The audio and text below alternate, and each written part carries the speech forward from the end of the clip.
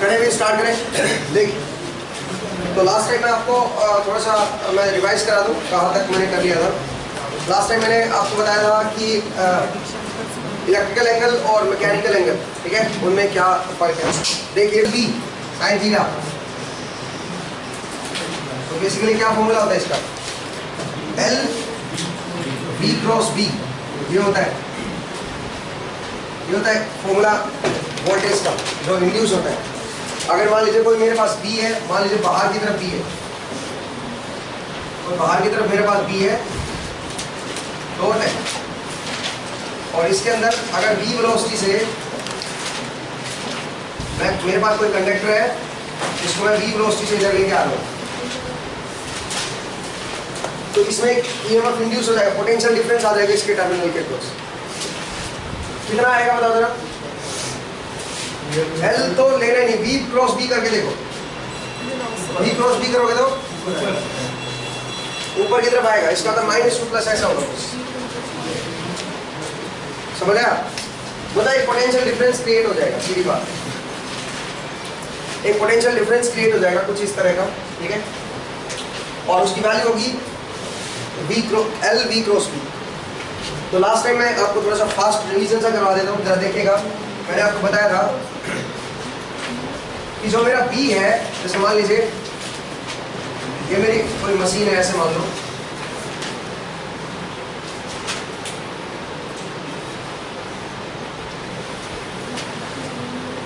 ये मेरा स्कैटर है,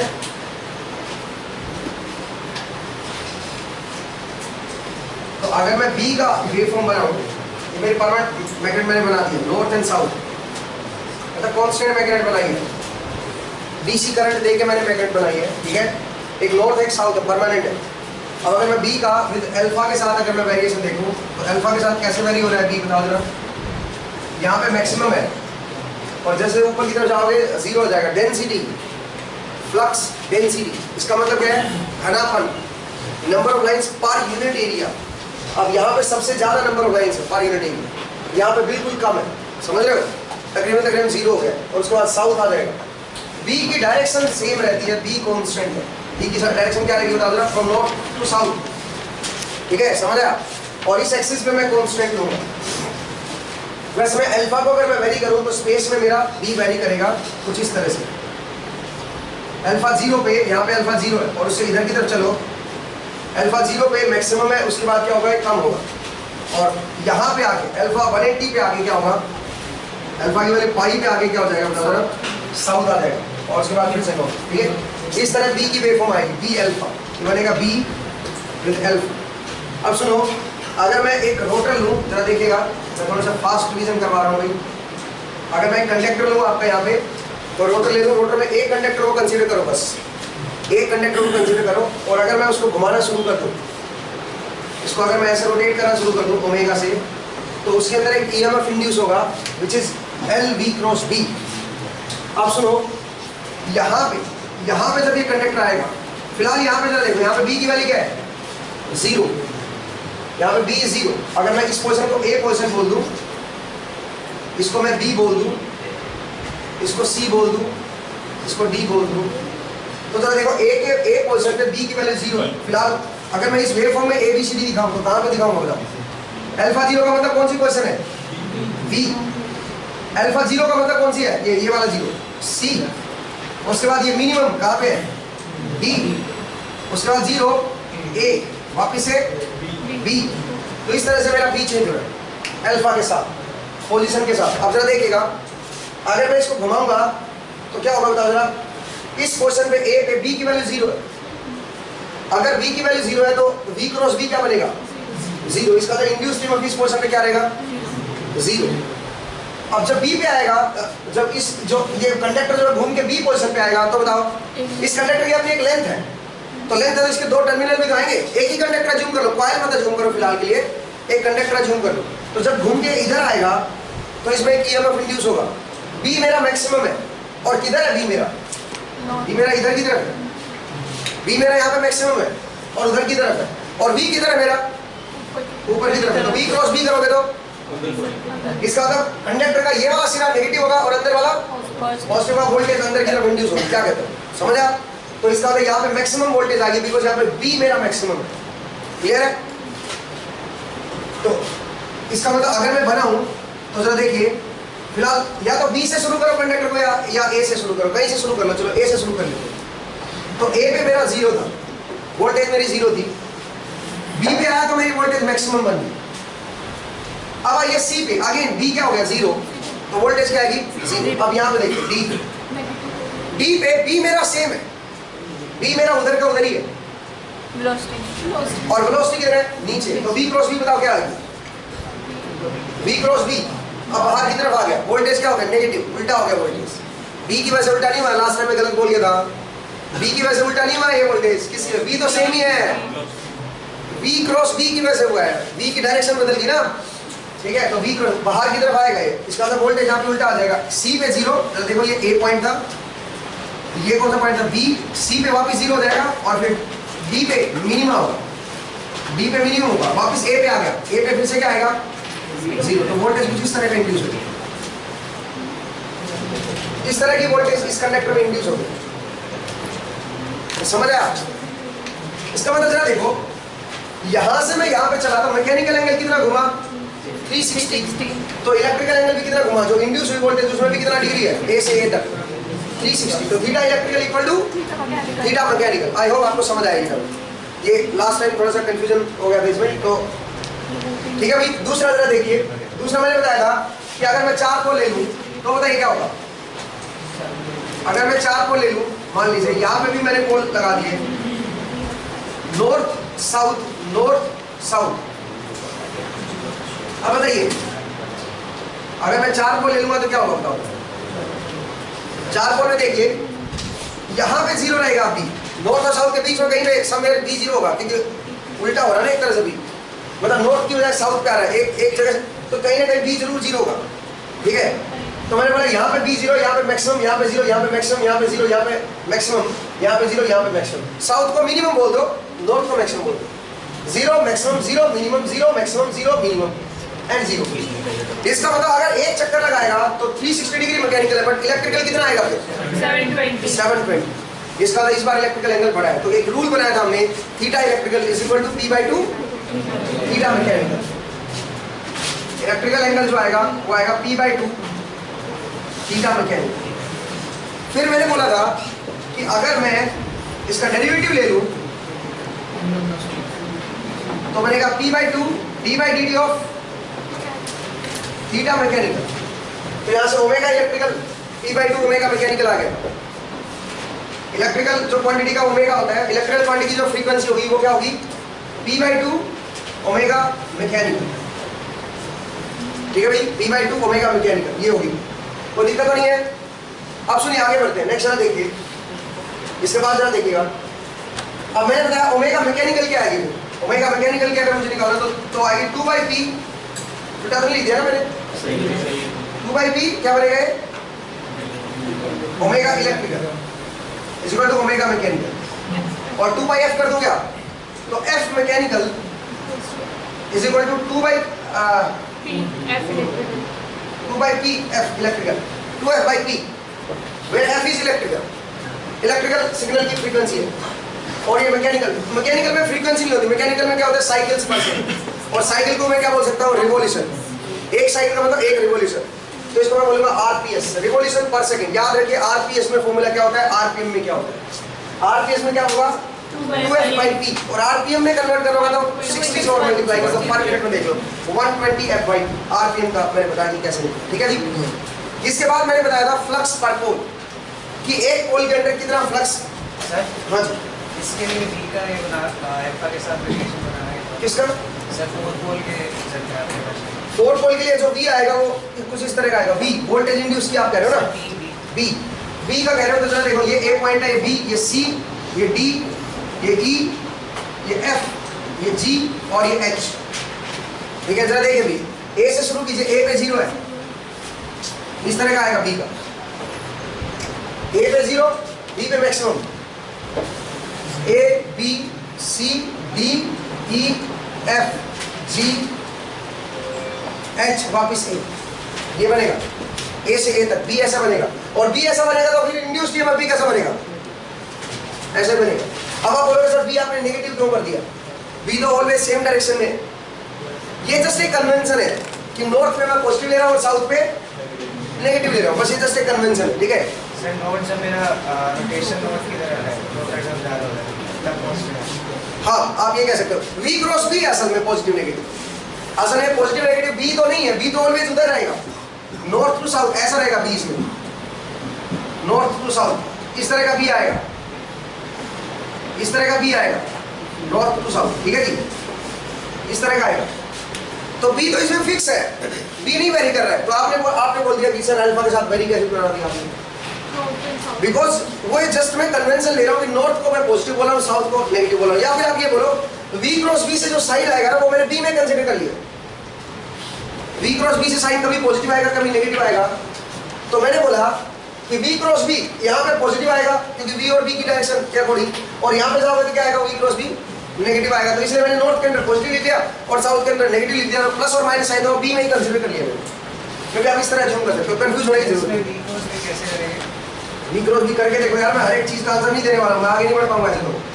V क्रॉस B करोगे तो यहाँ पे V ऊपर है और B इधर है, V क्रॉस B कर लो और यहाँ पे V क्रॉस B करके देखो, ठीक है। यहाँ पे B अंदर की तरफ है, उधर की तरफ है B, देखो यहाँ पे B इधर है, नॉर्थ से निकल रहा है, B इधर है और V ऊपर है, तो V क्रॉस B करेंगे तो अंदर आएगा, और यहाँ पे V उधर है और B ऊपर है, V क्रॉस B करोगे तो बाहर आएगा, समझ आया, साउथ में एंटर हो रही है फील्ड लाइंस। तो इस तरह से बनेगा, और ये सब आप बार बार करके देखेंगे। आगे बढ़ते हैं, नेक्स्ट वाला देखेंगे। तो मैंने बताया था ये आपको लास्ट क्लास में, नेक्स्ट आगे बढ़ते हैं। उसके बाद मैंने पढ़ाया था फ्लक्स पर पोल। तो फ्लक्स पर पोल क्या आया था बताओ, 4/P BM/LR, ठीक है, 4/P BM/LR, उसको 2-3 तरीके से किया था। अब कंफ्यूज नहीं होना तरीकों से, आप बोलते हो सर कभी आप अंदर ले लेते हो कभी बाहर ले लेते हो, देखो अंदर लो चाहे बाहर लो, परमानेंट मैग्नेट चाहे रोटर पे लो चाहे स्टेटर पे लो, अल्टीमेटली क्या मैटर करता है, मैटर ये करता है कि जो एरिया है और जो बी है उसका एंगल कैसे टाइम के साथ वेरी करे, रिलेटिव मोशन, वो इंपॉर्टेंट है। मैंने आपको बताया था फ्लक्स मेरा टाइम वेरी होना चाहिए किसी कॉइल में, और फ्लक्स होता है BA cos theta, BA cos theta या cos ओमेगा। तो मैंने बोला कि या तो B मेरा टाइम वेरिंग हो, या मेरा एरिया मेरा टाइम वेरिंग हो, या फिर उनके बीच का जो एंगल है वो टाइम वेरिंग, ठीक है जी। ये 2-3 चीजें टाइम वेरिंग हो सकती हैं। चलिए नेक्स्ट वाला देखिए। तो बेसिकली जो रिलेटिव मोशन है वो मेरे लिए इंपॉर्टेंट है। जो मेरा रिलेटिव मोशन है जो ओमेगा टी है वो वेरी कैसे करेगा, B मेरा कांस्टेंट है, A मेरा कांस्टेंट है, जनरली जो भी मैंने केसेस लिए सब में अभी तक मेरा B कांस्टेंट है क्योंकि मैं परमानेंट मैग्नेट ले रहा हूँ, और मेरा एरिया भी कांस्टेंट है, कॉइल का एरिया फिक्स होता है। अब अगर मैं रोटेट करूंगा तो क्या चीज वेरी करेगी, एंगल। तो या तो आप एरिया को रोटेट करो, मतलब जो कॉइल है उसको रोटेट करो, उसका एरिया रोटेट करेगा, और B को फिक्स रखो, या फिर क्या करो B को रोटेट करो, एरिया को फिक्स रखो, अल्टीमेटली एक ही बात है वो। तो इसलिए कभी आप north pole south pole centre पे रखो, कभी आप रोटर पे रखो, उससे कोई फर्क नहीं पड़ेगा। ये हुआ मेरा पॉइंट। तो जरा देखिए मैं फ्लक्स पर पोल एक बार दोबारा बता दूं, मैं कैसे मैंने निकाला था, मैं थोड़ा सा रिवाइज करा दूं। तो ये मैंने बताया था इंड्यूस्ड ईएमएफ कैसे आएगा, और मैकेनिकल स्पीड और इलेक्ट्रिकल स्पीड में क्या फर्क है, ठीक है, फ्रीक्वेंसी के साथ कैसे रिलेटेड करती है आरपीएम, ठीक है, ये मैंने यहाँ पे बताया। नेक्स्ट जरा देखिएगा, अब अगला टॉपिक जो मैं बता रहा हूँ वो है फ्लक्स पर पोल। अब यहाँ से जनरेटेड ईएमएफ जुड़ेगा, ध्यान रखिएगा। मैं अब जो अगला टॉपिक आएगा जनरेटेड ईएमएफ वो इसी के साथ कनेक्ट करूंगा, इसलिए मैं रिवाइज करा रहा हूँ। जरा देखिएगा, मेरे पास एक 2 पोल की मशीन है,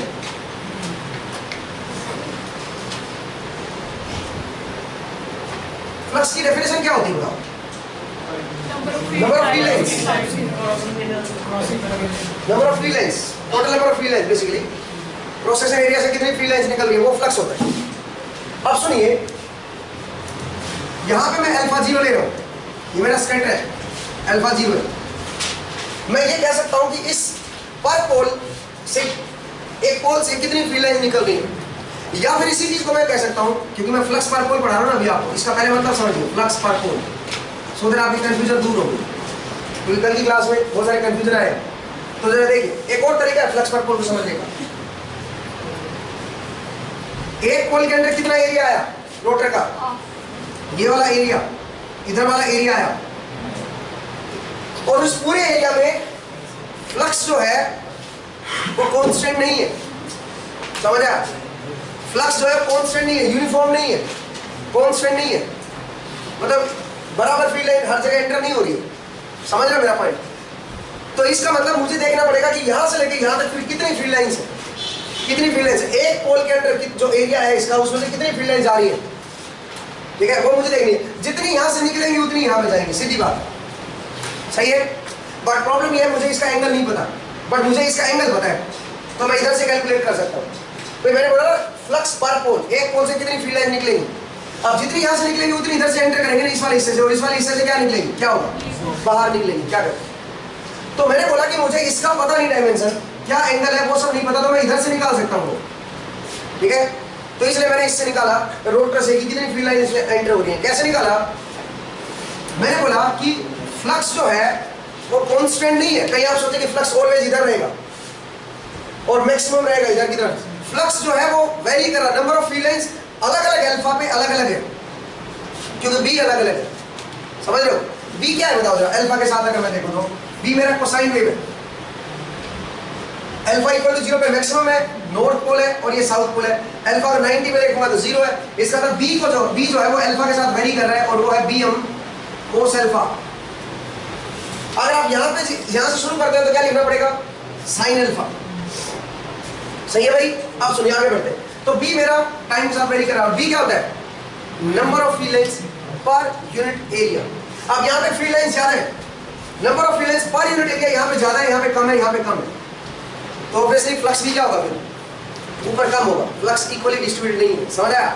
तो अब जरा देखिए कैसे बनेगा। फिर अगर मैं फ्लक्स पर पोल निकालूंगा तो क्या करूंगा, मैं एक काम करूंगा, यहाँ पे एक छोटी सी आर्क ले लूंगा, कुछ अल्फा एंगल पे आ गया, और डी अल्फा मैंने आर्क ले ली और इसकी रेडियस है आर, तो ये आर क्या बनेगी, आर डी अल्फा, और इसका एरिया क्या बनेगा, क्रॉस सेक्शन एरिया। ये स्लिप है, इसकी एल लेंथ है आगे की तरफ, R D alpha into L, ये इसका एरिया हो गया। आर डी अल्फा तो इसकी ये वाली आर्क लेंथ हुई और इसका लेंथ बाहर की तरफ निकली हुई है, तो L R D alpha into L, ये इसका एरिया हो गया। अब बताओ जो बी आएगी वो क्या आएगी, अल्फा एंगल पे बी की वैल्यू क्या है, ये एरिया, मल्टीप्लाई कर दो, ये फ्लक्स आ जाएगा। ये इतने एरिया में से कितना फ्लक्स जाएगा, number of field lines enter करेंगे, वो आ गया। अब मुझे क्या करना है, मुझे इसको इंटीग्रेट करना है, कहां से कहां तक, 0 से लेके पाई तक। तो मुझे पता चल जाएगा पर पोल कितना फ्लक्स यहां से जाएगा, एक पोल से कितना फ्लक्स निकलेगा और कितना यहाँ पे जाएगा, और वो आएगा 4 ना कितना आएगा, 2 पोल के लिए तो 2 BM LR, ये मैंने बताया था, ये आया था, क्योंकि 2 ही पोल है ना। फिर मैंने आपको बताया था कि इमेजिन करो P पोल होते तो एक पोल के अंडर कितना एरिया आता। अगर मान लीजिए P पोल होते तो टोटल एरिया इसका कितना है, जो रोटर है इसका टोटल एरिया कितना है, 2 पाई आर है। फिलहाल 2 पोल है तो एक पोल के अंदर कितना एरिया है, पाई आर है। तो पाई आर एल एरिया में से इतना फ्लक्स पास हो रहा है, पाई आर एल एरिया में से इतना फ्लक्स पास हो रहा है। बट अगर P पोल होते तो एक पोल के अंदर कितना एरिया आता, 2 पाई आर एल बाई P, एक पोल के अंदर इतना एरिया होता, तो इतने एरिया में से कितना फ्लक्स पास होता है। इसमें इतना है तो इसमें देख लो, यूनिट में तो लगा दो 4 बाई P BMLR, इतना फ्लक्स पास होगा। अगर मैं क्या करूं, P पोल ले लूं, सही बात है, यहां तक हमने देखा। आगे बढ़े, हाँ जी। लिमिट -π/2 से π/2 होगा, फिर 0 से π पे वो 0 बन जाएगा। हाँ, ये थोड़ा मैंने गलत कर दिया भाई, लिमिट क्योंकि यहाँ से शुरू हो रहा है ना, तो यहाँ पे तो -π/2 आएगा, थैंक यू। लेकिन पिछले में शायद साइन लिया होगा मैंने, तो यहाँ से शुरू किया होगा जो कल की लास्ट क्लास थी, वो तो कहीं से शुरू करना, कोई फर्क नहीं पड़ेगा, आंसर सेम ही आएगा, ठीक है। लेकिन लिमिट आप ध्यान से लगाएंगे, लिमिट यहाँ से यहाँ तक है, तो यहाँ पे अल्फा 0 तो यहाँ पे क्या होगा -π/2 और यहाँ पे +π/2, ठीक है भाई, सही बात है। इस तरह से आपका ये आंसर आएगा 4 बाई P BMLR। हाँ जी, इसमें पोल बढ़ाने में जो बी हमने पीछे भी देखा, बी की भी फ्रीक्वेंसी ज़्यादा हो रही थी, बी 720 डिग्री ट्रेवर्स कर रहा है, अगर मैं 360 डिग्री जाऊँगा। अच्छा, तो उससे उसमें फिर अल्फा, यहाँ पे जो BM cos अल्फा लिख रहे हैं उसमें अल्फा के अंदर कुछ चेंज आना चाहिए ज़्यादा पोल करने में, क्यों? क्योंकि बी ज़्यादा घूम रहा है ना, बी अब 720 डिग्री घूम रहा है। 360 डिग्री के अंदर ही, अगर मैंने पोल 4 कर अरे दिया। रोटेशन है। हाँ अल्फा में वेरिएशन आएगा अगर आप 4 पोल लोगे तो ऑब्वियसली अल्फा में 2 अल्फा हो जाएगा। अगर डेरिवेशन से चलेंगे तो बिल्कुल बिल्कुल, अगर आप 4 पोल लोगे तो डेरिवेशन कैसे करोगे? 4 पोल के लिए डेरिवेशन कैसे करोगे? अगर 4 पोल के लिए डेरिवेशन करनी है तो कैसे करोगे? जरा देखो बी का वेरिएशन कैसे आएगा फिर? जरा देखिए 4 पोल के लिए डेरिवेशन अगर करनी है आपको कम एंगल पे जाके तो जरा देखिए क्या होगा। अब बी का वेरिएशन देखिए कैसे आएगा। यहाँ से यहाँ पे चल रहा हूँ, मान लीजिए मैं ऐसे रोटेट कर रहा हूँ तो बी का वेरिएशन क्या आएगा? यहाँ एक पॉइंट से चलो तो अल्फा इक्वल टू 0 पे, ये अल्फा है, सॉरी यहाँ पे अल्फा क्या मान लो, अल्फा 0 यहाँ पे मान लो, चलो अल्फा इक्वल टू 0 पे क्या है मेरा maximum? Alpha equal to pi by 4 पे क्या आएगा? 0, पाई बाय 4 पे 0 आएगा। फिर पाई बाय 2 पे मिनिमम, पाई बाय 2 पे मिनिमम। तो इस तरह की ग्राफ बनेगा। अब आपको पता है इसकी इक्वेशन लिखना मेरे ख्याल से तो आपको आना ही चाहिए, सिग्नल सिस्टम में सिखाया था आपको। Pm cos of omega cos of alpha लिख दो एक बार, Pm cos ऑफ अल्फा लिख दो, लेकिन फिर क्रॉस चेक करके देखो alpha equal to pi by 4 पे 0 आएगा क्या? ऐसे नहीं आएगा तो क्या करना पड़ेगा फिर मुझे? 2 से मल्टीप्लाई करना पड़ेगा। अब अल्फा की वैल्यू पाई बाय 4 पुट करके देखो 0 आएगा। अब 0 आएगा, इसका मतलब ठीक है। अब इक्वेशन ये बन जाएगी 4 पोल के लिए। और अगर p पोल होंगे तो क्या आएगा? यहाँ पे क्या हो जाएगा? P alpha. यहाँ से p हो जाएगा। डेरिवेशन अगर आप डायरेक्टली करना चाहो तो आप p पोल के लिए डायरेक्टली कर सकते हो। यहाँ पे अगर p पोल शुरू में ही ले लेते आप तो फिर क्या करते आप?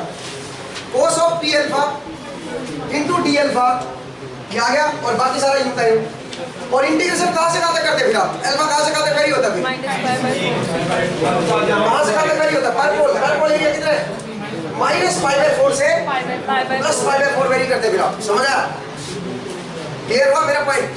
ठीक है, कोई दिक्कत तो नहीं है? तो इस तरह से आपका सोल्व हो जाएगा अभी। क्या आएगा? P/2 जो भी है देख लो, P/2 जो भी है P/2 आ जाएगा। 4 पोल ले तो P/2 आ जाएगा। ठीक है, समझ आया अभी? कोई दिक्कत है तो बताइए। लिमिट में भी गड़बड़ कर रहे हो आप अभी। माइनस पाई बाय 4 से पाई बाय 4 नहीं आएगा, वो तो 4 पोल में तब आएगा। पाई बाय 2 की असल में अगर p पोल है तो लिमिट कहाँ से कहाँ तक आएगी? मुझे एक बात बताओ, 360 डिग्री है, एक बार सुन लो यार। 2 पाई है, p पोल है तो पर पोल कितने आएगी बताओ? पर पोल कितना आएगा? 2 पाई बाय p। अब इसके माइनस हाफ से लेके प्लस हाफ तक कर दो। एक पोल के अंडर एरिया आ गया, एक पोल के अंडर एंगल आ गया आपका, तो माइनस पाई बाय p से लेके प्लस पाई बाय p तक लिमिट आएगी। अगर आप डायरेक्टली करना चाहो एक हिसाब वो भी आप कर सकते हो। ठीक है, कुछ लोगों में डाउट है तो आप देख लीजिए। आगे बढ़ते हैं। तो मैंने बोला कि फ्लक्स पर पोल क्या आएगा? 4/p BM/LR। बहुत सारे तरीके हैं इसको डिराइव करने के। ठीक है, आगे बढ़ते हैं। नेक्स्ट जरा देखिए, मैं रब कर दूं, इसको रब कर रहा हूं। इसके बाद जरा देखिए क्या था। अब यहां से मेरा EMF वाला कंसेप्ट बनेगा, जरा देखिएगा कैसे। अच्छा एक बात और बताओ जरा, अगर मैं फुल पिच कॉइल ले लूं, ध्यान से देखना, ये मेरी फुल पिच कॉइल है, तो इसके अंदर से जो फ्लक्स पास होगा वो कौन सा फ्लक्स होगा? वो फ्लक्स पर पोल जो भी होगा सारे इसके अंदर से पास होगा। सही बात है, कोई दिक्कत तो नहीं। लेकिन अगर यही कॉइल शॉर्ट पिच कॉइल होती, अगर यही कॉइल ऐसी कुछ होती, यहां से ना शुरू हो गए, ये ε/2 होता और ये भी ε/2 होता, तो बताओ क्या होता? ये एंगल कितना होता?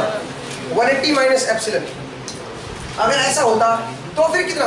क्या इससे टोटल फ्लक्स जो निकला वो सारा इसमें से जाएगा? नहीं। कितना जाएगा उसका? cos ε/2 याद है आपको? इसकी वजह से जो फ्लक्स पर पोल जो निकल रहा है, इस बार फ्लक्स पर पोल आप कॉइल के रेस्पेक्ट में देखिए कि एक पोल का जो फ्लक्स निकल रहा था वो कॉइल में से कितना पास हुआ? वो कितना पास होगा? 4/p BM/LR cos ε/2। इस बार ये आएगा, उसका डेरिवेशन भी मैंने करवाया था, ध्यान से देखिएगा। ठीक है, ये इस बार फ्लक्स इसमें से फ्लक्स पर पोल, एक पोल के से इतना फ्लक्स इस कॉइल में से पास होगा। ध्यान रखिएगा। आगे बढ़े। अब चलिए, अब लिखिए, हेडिंग डालिए जनरेटेड EMFs। अब ये करते हैं जनरेटेड EMF। तो अब यहां से शुरू करेंगे। अब जनरेटेड EMF आज का टॉपिक है, जनरेटेड EMF।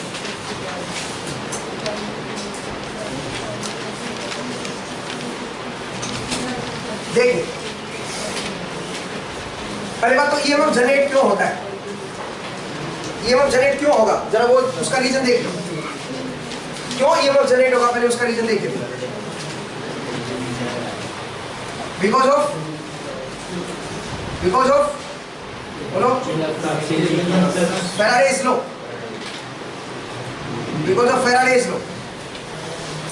असल में फैराडे कोई लॉ नहीं था, मतलब बिकॉज ऑफ चेंजिंग फ्लक्स। ये तो सही है, फैराडे ने तो बस बताया। जरा देखें तो फैराडेज लॉ, ठीक है, एक ही बात। तो कैसे, लेकिन फैराडेज लॉ में क्या, फैराडेज लॉ क्या कहता है, जरा देखिए। मान लीजिए मेरा नॉर्थ है, साउथ है, ऐसे मैंने फिक्स कर दिया। और ये जरूरी नहीं है कि आप स्टेटर पे फिक्स करो, आप रोटर पे भी ले सकते हो। आप रोटर पे लेके देखना, अभी मैं दूसरा केस से रोटर पे लेके दिखा दूंगा, ठीक है, कंफ्यूज नहीं हो रहा है। देखिए भाई, ये मेरा रोटर है और कॉइल मेरी फुल पिच कॉइल है, मतलब एक कॉइल साइड से दूसरी कॉइल साइड के बीच का जो एंगल है वो कितना है, 180 डिग्री इलेक्ट्रिकल, ठीक है। मैकेनिकल एंगल 180 डिग्री है इन दोनों के बीच, तो इलेक्ट्रिकल भी क्या बनेगा, दो पोल है 180 डिग्री। जो इंड्यूस्ड ईएमएफ होता है वो होता है n d phi by dt, and Lenz law लगा दे तो माइनस लगा। अब ये क्या बनेगा, minus d by dt of n phi, and this is called minus d by dt of phi। This is flux linkage, n into phi is the flux linkage. But एक problem है, और problem ये है कि constant flux नहीं है इस coil में हर जगह पे। जहां से यहाँ पे फ्लक्स लाइन ज्यादा है, यहाँ पे फ्लक्स लाइन कम है, यहाँ से जो एंटर करेंगे वो फील्ड फ्लक्स लाइन क्या है, कम है, और यहाँ पे थोड़ी ज्यादा है। इसका मतलब कितना फ्लक्स इसमें से पास हो रहा है इस कॉइल में से, ये कैसे देखें, जितना इस पोल से निकल रहा है वो सारा का सारा पास हो रहा है। क्या कहते हो, तो हम उसको फाई हम नहीं ले सकते, जैसा कि हमने एक मिस्टेक की थी 3 फेज में, याद करो आप, मैं अभी दोबारा रिवाइज कराता हूँ उसको। 3 फेज में हमने ये कर दिया था, लेकिन कोई बात नहीं, वो ठीक था वहाँ पे, बिकॉज वहाँ पे अंडरस्टैंडिंग उसी से बनती है। अदरवाइज ये आपको कभी समझ नहीं आता। मुझे पहले फ्लक्स पर पोल समझाना पड़ता, और वो कैसे समझाऊँ, आप तो मशीन में पढ़ते हैं फ्लक्स पर पोल, तो इसलिए कोई बात नहीं। जरा देखिए, मैंने बोला इस कॉइल में से कितनी फील्ड लाइन पास होगी, फिलहाल जितनी इस पोल से निकलेगी, सही बात है, वो सारी पास होगी। इसका मतलब फ्लक्स लिंकेज मेरा क्या होगा, मैक्सिमम फ्लक्स लिंकेज। लिंकेज का मतलब कितना लिंक कर रहा है, कॉइल के अंदर से कितना पास हो रहा है। तो फिलहाल कॉइल ऐसे है, यहाँ से आगे यहाँ पे जा रही है, ऐसे ऐसे ऐसे, मतलब वर्टिकल है इस तरह की, और जो फ्लक्स है वो सारा उसके अंदर से जा रहा है। इसका मतलब लिंकेज क्या है, फिलहाल मैक्सिमम है। तो डेरिवेटिव क्या आएगा उसका, 0। इसका मतलब यहाँ पे 0 ईएमएफ इंड्यूस होगा। वो छोड़िए, उसकी जरूरत नहीं है, मुझे तो इक्वेशन चाहिए। अब इक्वेशन जरा देखिए कैसे आएगी। अगर मैं ये बोलूँ फिलहाल जो फ्लक्स पास हो रहा है वो फ्लक्स पर पोल है, एक पोल से जो निकलेगा सारा पास होगा। और अगर मैं इसको ओमेगा स्पीड से रोटेट करा दूं, ध्यान से देखिएगा क्या होगा, तो ये इनकी पोजीशन बदलेगी, ये घूम के यहाँ पे आ जाएगा। अब बताओ, जो फ्लक्स पर पोल इसमें से निकल रहा था, क्या वो सारा पास होगा इसमें? जितना ये घूमना शुरू करेगा उतना क्या होगा, इसका जो लिंकेज है केवल इतना हिस्से में से नहीं पास हो पाएगा। कॉइल हॉरिजॉन्टल होती जा रही है ना, पहले कॉइल वर्टिकल थी, वर्टिकल में से पूरा पास हो रहा था। अब फ्लक्स तो ऑलवेज इधर रहेगा, बट कॉइल घूम रही है। अब देखिएगा, ये ना, जरा देखिए, पहले क्या था, सारे का सारा इसमें से पास हो रहा था, सारे का सारा इसमें से पास हो रहा था। अब जरा देखो, अब मैं इसको इधर घुमा रहा हूँ, तो जो फील्ड लाइन है उसके ऊपर से निकलना शुरू हो जाएगी। आप समझ रहे हो, इसके अंदर से लिंक नहीं करेंगे। क्लियर हुआ? तो इसका मतलब जो लिंकेज है वो क्या होना शुरू कर जाएगा, कम करेगा। अगर मुझे इसकी इक्वेशन बनानी हो तो कैसे इक्वेशन बनाऊं, मैं बोलूंगा जो फ्लक्स है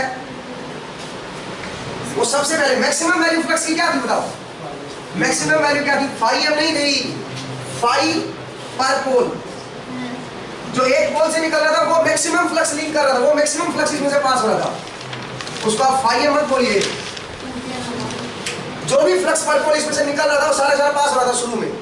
और जैसे ओमेगा बढ़ेगा, जैसे टाइम जाएगा वैसे एंगल बढ़ेगा, इसका ओमेगा टी आएगा। तो क्या होगा, इसका जो इसके अंदर से जो फ्लक्स पास हो रहा है वो क्या होगा, आपका कम हो जाएगा। इसका मतलब क्या होगा, बताओ T0 पे मैक्सिमम फ्लक्स पास हो रहा है, और जैसे टाइम बढ़ेगा वैसे क्या हो जाएगा, कम होना शुरू कर देगा। इसका मतलब क्या लिखूं मैं, cos ओमेगा टी। ये फ्लक्स पास होगा, ये फ्लक्स टाइम के साथ इस कॉइल में से पास होगा। क्या कहते हो, समझ आया क्या मेरा पॉइंट? शुरू में तो जो फ्लक्स पर पोल जो वैल्यू थी वो सारी जाएगी इसमें से, एक पोल से जितना फ्लक्स आएगा वो सारा जाएगा। और जैसे मैं टाइम, मैंने फाई एम क्यों नहीं लिया, बिकॉज फाई एम तो यहाँ पे है मैक्सिमम फ्लक्स, केवल ये एक पॉइंट पे maximum flux. Maximum number of field lines यहाँ पे अलग अलग पोजीशन पे अलग अलग फ्लक्स है, तो इसलिए आपको टोटल फ्लक्स देखना है कितना फ्लक्स पास होगा। मैक्सिमम तो सिर्फ एक ही जगह पे कंसंट्रेटेड हो, तो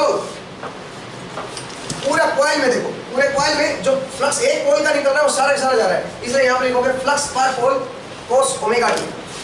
टाइम के साथ ये जो इसमें से फ्लक्स पास हो रहा है कम होगा। अब बताओ अगर मेरा फ्लक्स ये है तो n डिवाइड बाय dt करके देखो क्या बनेगा, n, और ये ओमेगा क्या आएगा, ओमेगा r, रोटर की स्पीड है, ध्यान रखना ये रोटर की स्पीड है ओमेगा r, समझा, ये रोटर की स्पीड है भाई। अब जरा देखिए तो क्या बनेगा, n d phi by dt करके देखो क्या बनेगा, n into phi, this phi is flux per pole, ध्यान रखना मैं फाई नहीं लिख रहा हूँ इसको मैं क्या लिख रहा हूँ, फ्लक्स पर पोल, ठीक है, this is phi flux per pole into omega r into क्या आएगा बता जरा, sine of omega r, this is my induced EMF, this is my induced EMF, r is the rotor speed. अब आप बोलोगे sir अगर पोल ज्यादा हुए तो क्या करें, ये तो दो पोल के लिए बता दिया आपको, क्या अंदर ये ओमेगा r बदलेगा, नहीं बदलेगा भाई, ये सेम रहेगा, ये नहीं चेंज होगा। क्यों भाई, क्या इसमें कोई पोल की कंसेप्ट लगा कहीं पे, हाँ फ्लक्स पर पोल में भी आ जाएगा, अगर p नंबर ऑफ पोल हुए तो फ्लक्स पर पोल की वैल्यू बदलेगी, ओमेगा r नहीं बदलेगा। ओमेगा r क्यों बदलेगा आप बताओ मुझे, समझ आया मेरा पॉइंट मैं क्या कहना चाहता हूँ, ओमेगा r तो वैसा वैसा है, ये तो टाइम के साथ एंगल बता रहा है कि कैसे से चेंज होगा, क्लियर हुआ मेरा पॉइंट मैं क्या कहना चाहता हूँ। तो कुल मिला के फ्लक्स पर पोल की वैल्यू बदल जाएगी, पर पोल जो फ्लक्स आएगा वो चेंज हो जाएगा, ठीक है सर। हाँ जी, जो ये टाइम वेरिंग फ्लक्स लिखोगे इसके साथ ओमेगा r जो लिखा आपने, हाँ इसी ओमेगा r में तो चेंज आएगा सर, कहीं नहीं आएगा, ये तो डेरिवेटिव है उसका, क्यों आएगा, फ्लक्स पर पोल में चेंज आ जाएगा बस, और किसी में नहीं आएगा, सप्लाई की फ्रीक्वेंसी चेंज होगी तो उससे इलेक्ट्रिकल चेंज होगा, आर नहीं चेंज होगा, समझा, ये ओमेगा आर है, ओमेगा इलेक्ट्रिकल नहीं है, आप समझे। और दूसरी बात मैं एक और बात बता दूं, हाँ जी आप पहले पूछो।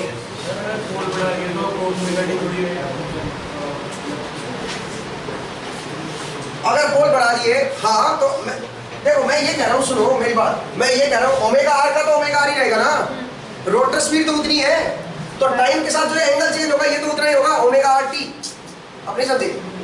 अगर मैं पोल बढ़ाऊंगा तो ये तो उतना ही रहेगा, टी टाइम के बाद कितना एंगल चेंज आएगा, ओमेगा आर टी, ये तो उतना ही रहेगा, ये मैकेनिकल स्पीड है।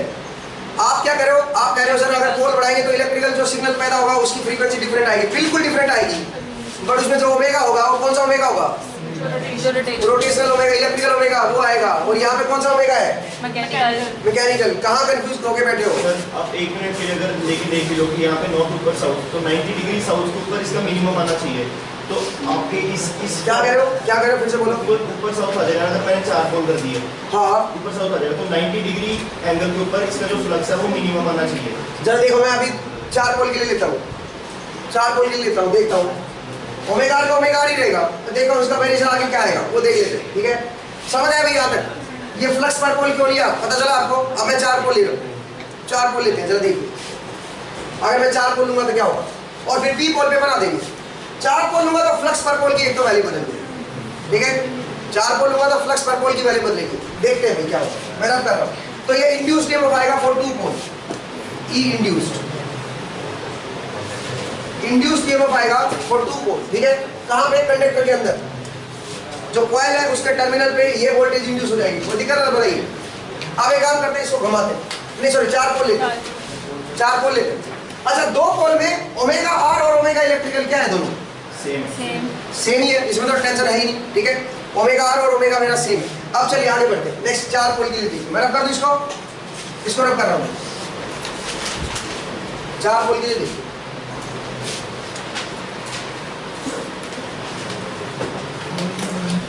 अब मुझे एक बात बताइए, 4 पोल के लिए फुल पिच कॉइल का क्या मतलब होगा, फुल पिच कॉइल का क्या मतलब होगा 4 पोल के लिए, मुझे ये बताओ। 180 डिग्री इलेक्ट्रिकल होना चाहिए एंगल, इसका मतलब अगर एक कॉइल साइड यहाँ पे है तो दूसरी कहाँ पे होनी चाहिए, यहाँ पे होनी चाहिए, तभी 180 डिग्री इलेक्ट्रिकल बनेगा, समझ आया। कोई दिक्कत तो नहीं है, कोई परेशानी तो बताइए। 180 डिग्री इलेक्ट्रिकल कब बनेगा, जब एक कॉइल यहाँ पे तो दूसरी कॉइल यहाँ पे होनी चाहिए, तब 180 डिग्री बनेगा। तो मैं इसको फिलहाल यहाँ पे दिखा देता हूँ, जरा देखिए, एक यहाँ पे है और दूसरा यहाँ पे है, दोनों के बीच एंगल कितना है बताओ, 90। मैकेनिकल एंगल 90 है, इलेक्ट्रिकल कितना है 180। इसका था फुल पिच कॉइल है ये, इसका था फुल पिच कॉइल है ये, समझ आया? अब सुनो भाई, अब जरा देखते हैं। अब इसमें अगर मैं इंड्यूस्ड वोल्टेज की बात करूं तो कितना वोल्टेज इंड्यूस होगा जरा देखिए। इसकी स्पीड है ओमेगा आर। फिलहाल इस टाइम पे t इक्वल टू 0 पे क्या हो रहा है बताओ जरा। ये नॉर्थ है साउथ है, मैक्सिमम फ्लक्स पास नहीं हो रहा, मतलब जो भी फ्लक्स इससे पोल से निकलेगा वो सारे इसमें पास होगा, ठीक है? तो इसका मतलब इसमें कितना फ्लक्स पास होगा, फ्लक्स पर पोल, जो भी एक पोल से निकलेगा वो सारा पास होगा। फिलहाल फ्लक्स पर पोल जा रहा है इसमें से। अब सुनो, जैसे टाइम बढ़ेगा वैसे क्या होगा, ओमेगा आर टी जैसे बढ़ेगा, और ओमेगा आर टी जब कितना डिग्री घूम जाएगा 45 डिग्री। ओमेगा आर टी जब 45 डिग्री हो जाएगा तो ये पोल कहाँ पे आएगा, ये साइड कहाँ पे आ जाएगी, ये यहाँ पे आ जाएगी, और ये साइड कहाँ पे आएगी, ये साइड यहाँ पे आ जाएगी। अब बताओ, अब इनके अंदर फ्लक्स पर पोल क्या आएगा 0। अब इसके अंदर लिंकेज नहीं आएगा, फ्लक्स इसका जस्ट क्रॉस कर जाएगा, इसके ऊपर से आएगा। कॉइल इस तरह की होगी है, कॉइल ऐसे तिरछी होगी है, तो फ्लक्स जो है वो इसके साइडों में से जा रहा है, इससे लिंक नहीं कर रहा। पहले जो था, पहले कॉइल ऐसी थी, एक साइड यहाँ पे एक साइड यहाँ पे, सारा इसके अंदर से निकल रहा है, अंदर से निकल के कुछ इधर जा रहा था कुछ इधर जा रहा था, समझ आ रहा? अब ये कॉइल घूम के कहाँ पे आ गई, अब ऐसे तिरछी हो गई है।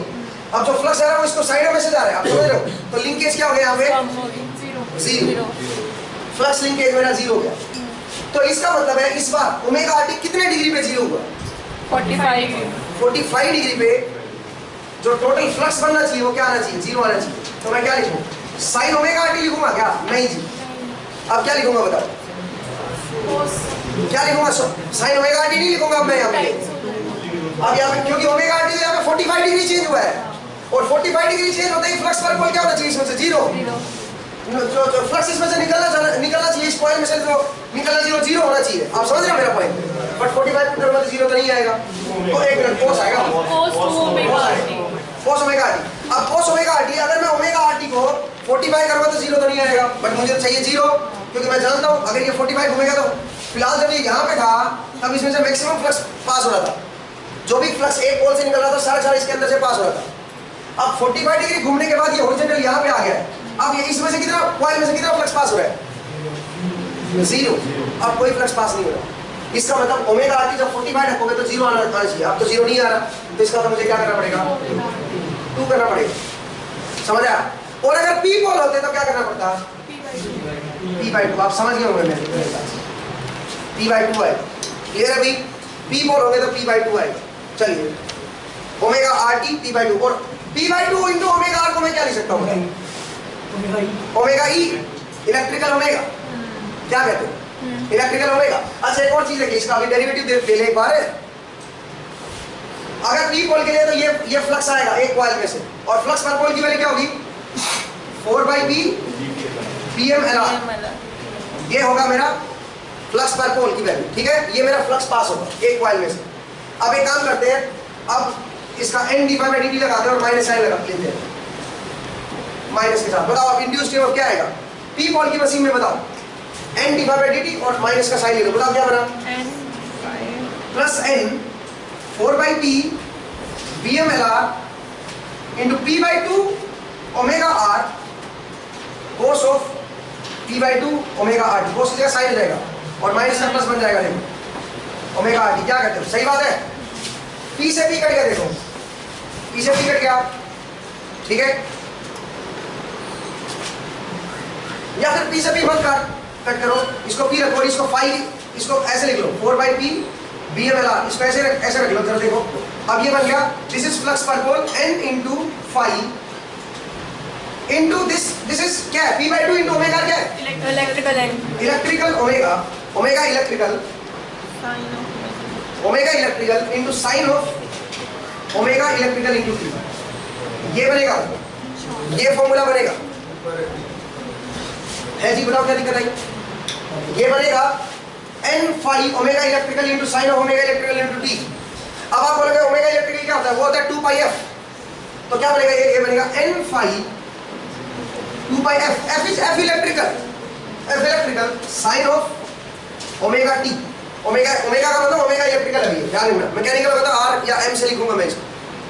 ये मेरा इंड्यूस्ड ईएमएफ हो, this f is supply frequency, या फिर जो आपका जो इंड्यूस होगा जो भी सप्लाई आपकी बनेगी, वोल्टेज जो आपकी बनेगी, उसकी जो फ्रीक्वेंसी है वो है इलेक्ट्रिकल फ्रीक्वेंसी, और यही तो हम यूज करते हैं। ठीक है, आरएमएस वैल्यू निकालनी होगी तो क्या करेंगे, डिवाइड बाई √2। तो आप ये ध्यान रखिएगा पी पोल के लिए कैसा फॉर्मूला बनेगा। ठीक है, तो कुछ नहीं करना, सेम वही है। यहाँ बस ओमेगा, एक बात बताओ जरा, इसको मैं इलेक्ट्रिकली ले लेता हूँ, ये सबके लिए वैलिड है, ये हमेशा सबके लिए वैलिड है। अगर आप इसको मैकेनिकल में लिखोगे तो आप इसको मैकेनिकल में कन्वर्ट कर दो, ओमेगा आर की टर्म में कन्वर्ट कर दो। समझे मेरा पॉइंट? इलेक्ट्रिकल में तो ऑलवेज यही फॉर्मूला रहेगा, इसमें ओमेगा नहीं चेंज होगा। ओमेगा इलेक्ट्रिकल जो भी आएगा, जितने भी पोल है उसके लिए आएगा इलेक्ट्रिकल की जो फ्रीक्वेंसी हो। लेकिन अगर मैकेनिकल की फ्रीक्वेंसी वही टर्म में लिखना है तो इसको कन्वर्ट कर दो। किसमें कन्वर्ट कर दें इसको बताओ, और इसको कन्वर्ट कर दो omega R into T by 2, omega R into T by 2। बस दिक्कत क्या है, पी पोल के लिए। अदरवाइज ऑलवेज क्या रखो, फॉर्मूला ये रखो n phi omega sine of omega T. अब सुनो, मैंने एक मिस्टेक कर दी थी। कहाँ पे मिस्टेक की थी? 3 फेज में। 3 फेज में, मतलब 3 फेज की मैं समझा रहा था आपको, ए बी सी। वहां पे मैंने फाई एम ले लिया था, मैंने फ्लक्स पर पोल नहीं लिया था। इसकी जगह पे क्या लिया था वहां पे? फाई एम मैक्सिमम ले लिया था। मैंने बोला था कि मैक्सिमम फ्लक्स इसमें पास होगा जब ये यहाँ पे हो, और जैसे इधर जाएगा फ्लक्स कम। फाई एम की वैल्यू वहां पे क्या है, बेसिकली वो फ्लक्स पर पोल है, वो समझ आया? फ्लक्स पर पोल है, मैक्सिमम वैल्यू नहीं है फ्लक्स की, वो फ्लक्स पर पोल है, ध्यान रखिएगा। वो ठीक है, उसको मत छेड़ो, वो बिल्कुल सही है। वो वहाँ की टाइम की रिक्वायरमेंट थी, वो जानबूझ के मैंने ऐसे समझाया। ठीक है, वो वहाँ वो रिक्वायरमेंट थी, आप नहीं समझते वहाँ पे फ्लक्स पर पोल क्या होता है। समझ आया? मुझे ये बताओ, एक कंसेप्ट समझ आया आपको, या दोबारा एक्सप्लेन करूँ? क्लियर हुआ? इसमें कोई डाउट नहीं होना चाहिए भैया। ठीक है, तो मेरे हिसाब से बिल्कुल सही। इलेक्ट्रिकल लिखा है तो ठीक है, इलेक्ट्रिकल के लिए तो टेंशन ही लेनी पोल की, इलेक्ट्रिकल के लिए तो टेंशन ही लेनी पोल की। अगर आप मैकेनिकल स्पीड लिख रहे हो ना यहाँ पे, फिर आपको पोल की टेंशन लेनी पड़ेगी, पी पोल के लिए आपको देखना पड़ेगा। समझ आया? कोई दिक्कत तो नहीं है? चलिए, बहुत बढ़िया। तो इंड्यूस्ड ईएमएफ मैंने बताया कि क्या होगा, बट नेक्स्ट टॉपिक देखिए। अगर मेरी कॉइल कोडेड होती है, ठीक है, तो आप लिखिए generated EMF in coded coil. आपको समझ आएगा ये पॉइंट? ट्रांसफार्मर में भी ऐसा ईएमएफ इंड्यूस होता है, याद करो, बट उसमें फाई क्या होता था? मैक्सिमम, उसमें मैक्सिमम फ्लक्स होता था। यहाँ पे फ्लक्स पर पोल है, इंड्यूस में एन डी उसमें भी लगाते थे हम लोग, बट उसमें फ्लक्स पर पोल नहीं होता था। उसमें तो सारा का सारा एक ही कोर्स से पास हो रखा होता था, मैक्सिमम फ्लक्स होता था। उसमें डिस्ट्रीब्यूटिंग में होता था अल्फा के साथ, समझ रहे हो? तो बेसिकली ये बनेगा, इसको करेक्ट कर लो। ठीक है, आगे बढ़े, नेक्स्ट देखिए। इसमें तो याद रहेगा, डोंट वरी, याद रहेगा, ये कंसेप्ट समझ लो बस। देखो, क्वेश्चन जब न्यूमेरिकल सोल्व करोगे ना, आप देखिएगा न्यूमेरिकल में अपने आप याद हो जाएंगे सब चीज़ें। न्यूमेरिकल जब सोल्व करोगे उनमें अपने आप याद हो जाएंगे सब चीज़, इतना सोचने की जरूरत नहीं पड़ेगी आपको। ठीक है, न्यूमेरिकल्स में अपने आप आ जाएंगे। देखो, एक चीज़ और देखिए, अगर मेरी कॉइल कोडेड होती, सुनो, तो क्या फर्क पड़ता बताओ? जो फ्लक्स पर पोल होता है उसमें क्या आ जाता, बाकी कोई फर्क नहीं पड़ता। जरा सोचिए, यहाँ पे एक कॉइल मैं इतनी कर दूँ, ऐसे कर दूँ, इसका मतलब मैंने कोडिंग कर दी इसकी। जरा देखिए, मैंने कुछ कोडेड बना दिया, ये एप्सिलॉन बाई 2 यहाँ से कर दिया और यहाँ से एप्सिलॉन बाई 2 कर दिया। जो फ्लक्स पास होगा इस कॉइल में से, वो कितना होगा फिलहाल इस इंस्टेंट पे? कितना होगा? t = 0 पे कितना होगा? 5 पर पोल। लेकिन 5 पर पोल इस बार क्या आएगा? कितना आएगा फ्लक्स पर पोल? अब क्या पास होगा इसमें से? 4/p BM/LR cos of epsilon by 2, और p/2 मत 4/p मत लिखो, ये 2 पोल मशीन है। तो चलो लिख लो, चलो 4/p, कोई नहीं, ठीक है भाई। फिलहाल इतना फ्लक्स पास होगा, लेकिन जैसे घूमेगी वैसे वैसे क्या होगा? फिर इसका फ्लक्स इसके अंदर से जो पास होगा वो क्या होगा? कम होगा। इसका आगे क्या आएगा? cos ऑफ ओमेगा RT, और p/2 करो, क्योंकि p पोल के लिए लिख रहा हूँ, p पोल के लिए लिख रहा हूँ ना। ये 2 जैसे तो मैंने समझाया, वैसे तो p पोल के लिए बोलिए, p पोल के लिए फ्लक्स पर पोल ये आएगा 4/p VP/LR into cos epsilon by 2। और जो अगर ये ओमेगा R से घूम रहा है तो ये इसका अंदर जो इसके अंदर से फ्लक्स पास हो रहा है वो टाइम के साथ चेंज होगा, वो इस तरह से चेंज होगा। सही बात है, कोई दिक्कत तो नहीं? बहुत बढ़िया, ये मेरा फ्लक्स आ गया टाइम के साथ। अब क्या करना है? इसका डेरिवेटिव ले लेना बस, n/dt करना है। तो क्या फर्क आएगा इसमें? पूरे फॉर्मूले में देखना, सब कुछ वही का वही रहेगा। क्या आ जाएगा यहाँ पे? यहाँ पे kp और आ जाएगा, pitch factor. This is called coil pitch factor. Coil को शॉर्ट पिच करने से एक kp और आ जाता है, कॉइल पिच फैक्टर। अब आप बोलोगे सर इसका फायदा क्या है, नुकसान क्या है? पढ़ेंगे आगे। एक वाइंडिंग फैक्टर पढ़ेंगे, डिस्ट्रीब्यूशन फैक्टर पढ़ेंगे और एक कॉइल पिच फैक्टर पढ़ेंगे अलग से, तब आपको समझाऊंगा मैं क्या फायदा है क्या नुकसान है। तो मैंने बोला शॉर्ट पिच करने से क्या अलग से क्या चीज, इससे क्या होगा सुनो, नेट इंड्यूस्ड ईएमएफ क्या होगा, कम हो जाएगा।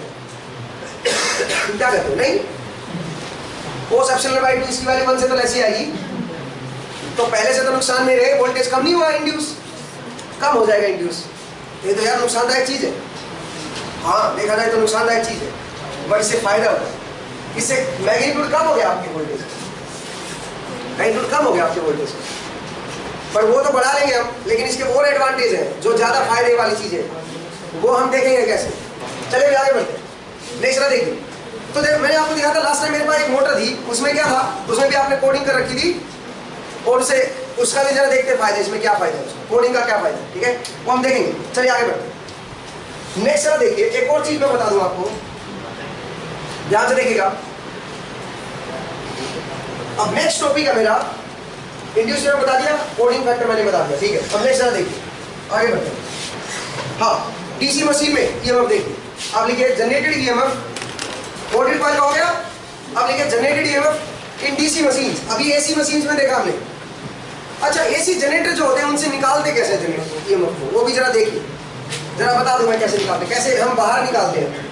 कॉइल तो घूम रही है, तो टर्मिनल भी घूम रहे होंगे, तो उनसे फिर वोल्टेज कैसे बाहर निकाले, आउटपुट कैसे ले, भाई कॉइल घूम रही है अंदर, या तो एक काम करो, कॉइल को घुमाओ मत, क्या करो, मैग्नेट को घुमा दो ना अंदर से, एक ही तो बात है, वो एक ही बात है भाई, कॉइल को स्टेशनरी रखो, मैग्नेट को घुमा दो, तभी ओमेगा टी चेंज होगा, एक ही बात है, उसका फायदा है।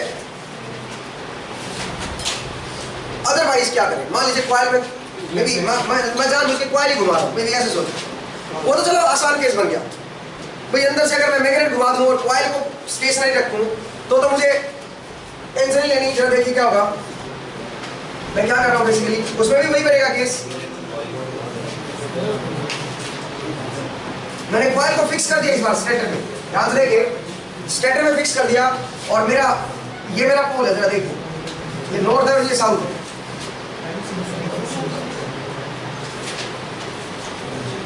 फिलहाल जो एक पोल से फ्लक्स निकल रहा है वो सारा का सारा इसके अंदर जा रहा है कॉइल के, क्योंकि कॉइल मेरी हॉरिजॉन्टल है ऐसे, तो सारा का सारा फ्लक्स इसके अंदर से पास हो रहा है। जैसे घूमेगा वैसे वैसे फ्लक्स पर पोल क्या हो जाएगा इस कॉइल में, और बिल्कुल जब हॉरिजॉन्टल आ जाएगा तब इस कॉइल में से फ्लक्स पास होगा क्या, नहीं, क्यों भाई, क्योंकि कॉइल हॉरिजॉन्टल है, ऐसे रखी हुई है हॉरिजॉन्टल प्लेन में, और फ्लक्स भी हॉरिजॉन्टल है ऐसे, तो उसके वायर से ऊपर से नहीं निकल जाएगा, उसके अंदर से पास नहीं होगा, समझ रहे हो।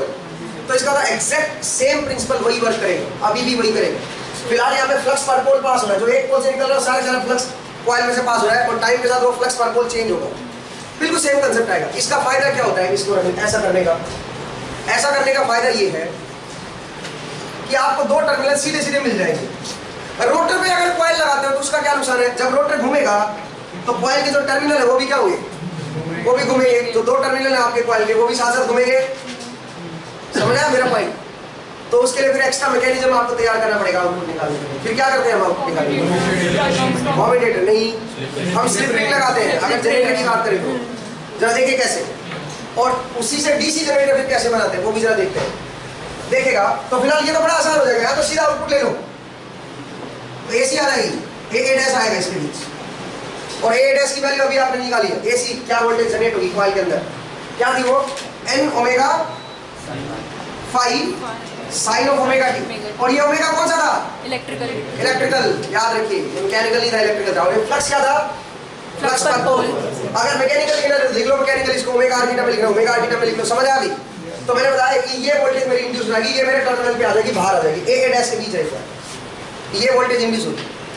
अब याद करो, मैं 3 कॉइल ऐसे अगर 120 पे लगा दूं तो क्या होगा फिर, यहाँ पे ओमेगा टी -120 माइनस +120, वो मैं समझा चुका हूँ, ठीक है भाई। बस उसमें एक मिस्टेक थी, ये फाई जो था ये कौन सा था, फ्लक्स पर पोल था, समझा, और 2 पोल के लिए था, तो 2 पोल के लिए टेंशन ही नहीं थी मुझे, क्योंकि ओमेगा इलेक्ट्रिकल और ओमेगा मैकेनिकल सेम थे, इसलिए मैंने वहाँ पे बताया नहीं आपको ओमेगा इलेक्ट्रिकल और ओमेगा मैकेनिकल के बारे में। डिफॉल्ट कंडीशन में बराबरी होती है वो, इसलिए आपको दिक्कत ही नहीं आई वहाँ, लेकिन अब आप बेहतर समझ सकते हो उस चीज़ को। अब अगर आप रिवाइज करोगे उसको तो थोड़ा बेहतर तरीके से आप समझ पाओगे कि क्या किया गया है। समझ आया मेरा पॉइंट, आगे बढ़े, नेक्स्ट जरा देखिएगा। नेक्स्ट अब आते हैं डीसी और एसी जनरेटर में। अगर आपकी कॉइल स्टेटर पे रखी है और आपको डीसी जनरेटर बनाना है तो बड़ा ही आसान है। क्या स्टेटर पे अगर कॉइल रखी हुई है, अंदर से रोटर घूम रहा है, कोई बात नहीं, यहाँ से तो सप्लाई लो, रेक्टिफायर लगाओ, डीसी बन गया। नहीं, आपका डीसी तैयार है, कुछ सोचना ही नहीं कुछ। इसका मतलब जो ये सिग्नल है यही क्या हो जाएगा, रेक्टिफाई हो जाएगा। कितना बनेगा, ये एन ये बना था मेरे पास, तो ये रेक्टिफाई हो जाएगा, इस तरह का रेक्टिफाई हो जाएगा। क्या कहते हैं, इसकी एवरेज वैल्यू बताओ, डीसी कंपोनेंट कितना आएगा इसमें, इसकी पीक वैल्यू कितनी है, N omega phi divide by, ना ये पीक वैल्यू है, N omega phi peak value है। इसकी एवरेज वैल्यू बताओ, इसमें डीसी कंपोनेंट कितना है,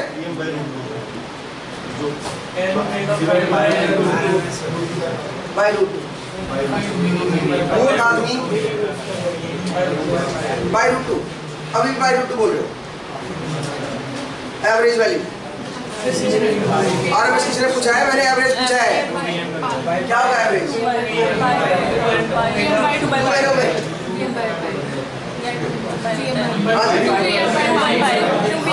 जो भी मैक्सिमम वैल्यू उसको 2 से मल्टीप्लाई करके डिवाइड बाय पाई कर दो। मूल को पता नहीं क्या करते रहते हैं, क्या है यार बताओ, इसमें डीसी वैल्यू क्या आएगी, अगर मैं रेक्टिफाई कर दूं इसको, अगर यहाँ मैं रेक्टिफायर लगा दूं तो मेरे पास आएगा 2 into N omega phi divide by pi, this is my BTC. ये डीसी वोल्टेज आएगी, इसमें एवरेज वैल्यू निकल के आएगी। अब जनरेटर में एक फेज में डीसी निकल आएगी, समझ आया। अच्छा मैं रोटर में भी लगाऊंगा, वो भी बताऊंगा मैं आपको, उस केस में भी समझाऊंगा कैसे बनेगा, बिकॉज वो भी थोड़ा इंपॉर्टेंट है। बट पहले मैं इसी से आगे बढ़ना चाहता हूँ क्योंकि आसान कंसेप्ट मुझे मिल गया, तो मैं क्यों ना इसी से आगे बढ़ूँ, इसको थोड़ा और मॉडिफाई करता हूँ। ये इसके अंदर डीसी कंपोनेंट है, ये डीसी मशीन को चला देगी, वोल्टेज जितने भी डीसी मोटर है उनको काम करवाएगी, समझ आया। ये जनरेट होगी इसके अंदर, मैं रेक्टिफायर लगा के इसको रेक्टिफाई कर लिया, इसीलिए आ जाएगी। अब इसको थोड़ा सा मैं और मॉडिफाई करता हूँ, N pi omega by pi, ठीक है, ये मेरा भी डीसी आ गया। चलिए देखिए भाई, तो ये मेरा VTC आ गया, डीसी कंपोनेंट आ गया सप्लाई में, ठीक है। अब इसको थोड़ा और मॉडिफाई करते हैं। मुझे एक बात बताओ, नंबर ऑफ टर्न्स और नंबर ऑफ कंडक्टर में क्या फर्क है, नंबर ऑफ टर्न्स और नंबर ऑफ कंडक्टर में क्या फर्क है। एक टर्न का मतलब है 2 कंडक्टर, ठीक है। अगर मैं बोलूं मेरे पास Z कंडक्टर है, Z कंडक्टर है, इसका मतलब कितनी टर्न्स है, Z by 2, तो Z by 2 should be equal to क्या होना चाहिए, and where Z is total number of conductor. जितने नंबर ऑफ कंडक्टर होंगे उसको हाफ से डिवाइड कर दो, वो टर्न्स बन जाएंगे। तो मैं कह सकता हूं Z by 2 equal to n, ठीक है। तो एक काम करता हूं मैं इसको Z में कन्वर्ट करता हूं, नंबर ऑफ कंडक्टर में कन्वर्ट करता हूं, ये है। तो इसको मैं क्या करूंगा, n की जगह पे क्या लिख दूं, Z by 2, क्या बनेगा, ये बनेगा Z omega phi by pi. This is my DC voltage, this is my DC voltage, ठीक है भाई। ये वोल्टेज मेरी डीसी वोल्टेज इसके अंदर पैदा होगी, इसको मैं डीसी वोल्टेज कह सकता हूं। अब सुनो एक और चीज, ये Z कंडक्टर के अंदर है, पर कंडक्टर बताओ कितनी आएगी, पर कंडक्टर कितनी वोल्टेज पर कंडक्टर, तो ये है, आप लिख लो, this is DC voltage in Z conductor. Z conductor में डीसी वोल्टेज है, टोटल Z कंडक्टर थे ना, तो पर कंडक्टर कितनी होगी, ओमेगा फाई बाई, तो पर डीसी वोल्टेज लिखे, डीसी वोल्टेज पर कंडक्टर, एक कंडक्टर कितना पार्टिसिपेट करेगा उसमें, ओमेगा फाई बाई पाई, पर कंडक्टर इतनी डीसी वोल्टेज बनेगी। अब सुनो, इमेजिन करो, अब ध्यान से देखेगा,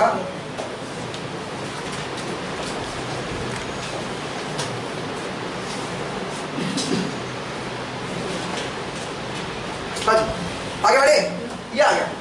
मैं इसको ऐसे भी तो लिख सकता हूँ, ध्यान से देखना, ये ओमेगा कौन सा ओमेगा है, इलेक्ट्रिकल है मैकेनिकल है, इलेक्ट्रिकल। तो मैं इसको ऐसे लिख रहा हूँ, पाई P by 2 pi into omega m, mechanical या ओमेगा r लिख दो, सही बात है। ओमेगा m या ओमेगा r लिख दिया मैंने और P by 2 पाई कर दिया, कोई दिक्कत तो नहीं है। ये क्या है, ये है मेरा induce EMF in one conductor. अब ध्यान से देखिएगा, आगे बढ़ रहा हूं। मान लीजिए यहां से जो अंदर की जो कॉइल है उसके अंदर ए पैरेलल पाथ है। ए पैरेलल पाथ कैसे बनाएंगे मैं बता दूं आपको, जरा देखो। जब आपका यहाँ पे जो कॉइल लगाई हुई है, ये मान लीजिए मैंने 4 कॉइल लगाई हुई है एक ही जगह पे, 4 कॉइल, एक कॉइल ऐसे लगाई, उसी के ऊपर एक और कॉइल लगा दी, और उसी के ऊपर एक और कॉइल लगा दी, उसी के ऊपर, और जो चारों टर्मिनल थे वो इकट्ठे कर दिए, तो पैरेलल नहीं होगी सारी की सारी। एक कॉइल 2 टर्मिनल आ गए, दूसरी कॉइल 2 टर्मिनल आ गए, तीसरी कॉइल 2 टर्मिनल आ गए, तीसरी, ऐसे टर्मिनल आ गए हमारे पास, और मैंने चारों के चारों टर्मिनल बाहर इकट्ठे कर दिए। अब आप बोले सर उसका क्या फायदा है? उसका फायदा है बताऊंगा, उसका फायदा है मैं बताऊंगा। मैंने सीरीज में नहीं लगाए सारे के सारे टर्न्स, मैंने क्या किया, पैरेलल में, टोटल जेड कंडक्टर थे, मैंने उनके ए पैरेलल पाथ बना दिए। तो एक पाथ में कितना आया, एक पाथ में कितना, कितने कंडक्टर आए, Z by A।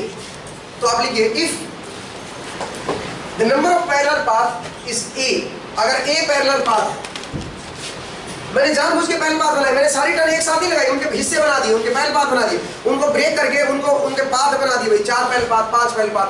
मान लीजिए ऐसे मैं पैरेलल पाथ बना दी, उसका फायदा है आपको आगे पता चलेगा। अगर मैं A पैरेलल पाथ बना दूं तो आप मुझे ये बताइए कि पर कंडक्टर इतनी वोल्टेज हो रखी है, तो एक पैरेलल पाथ में कितनी वोल्टेज इंड्यूस होगी?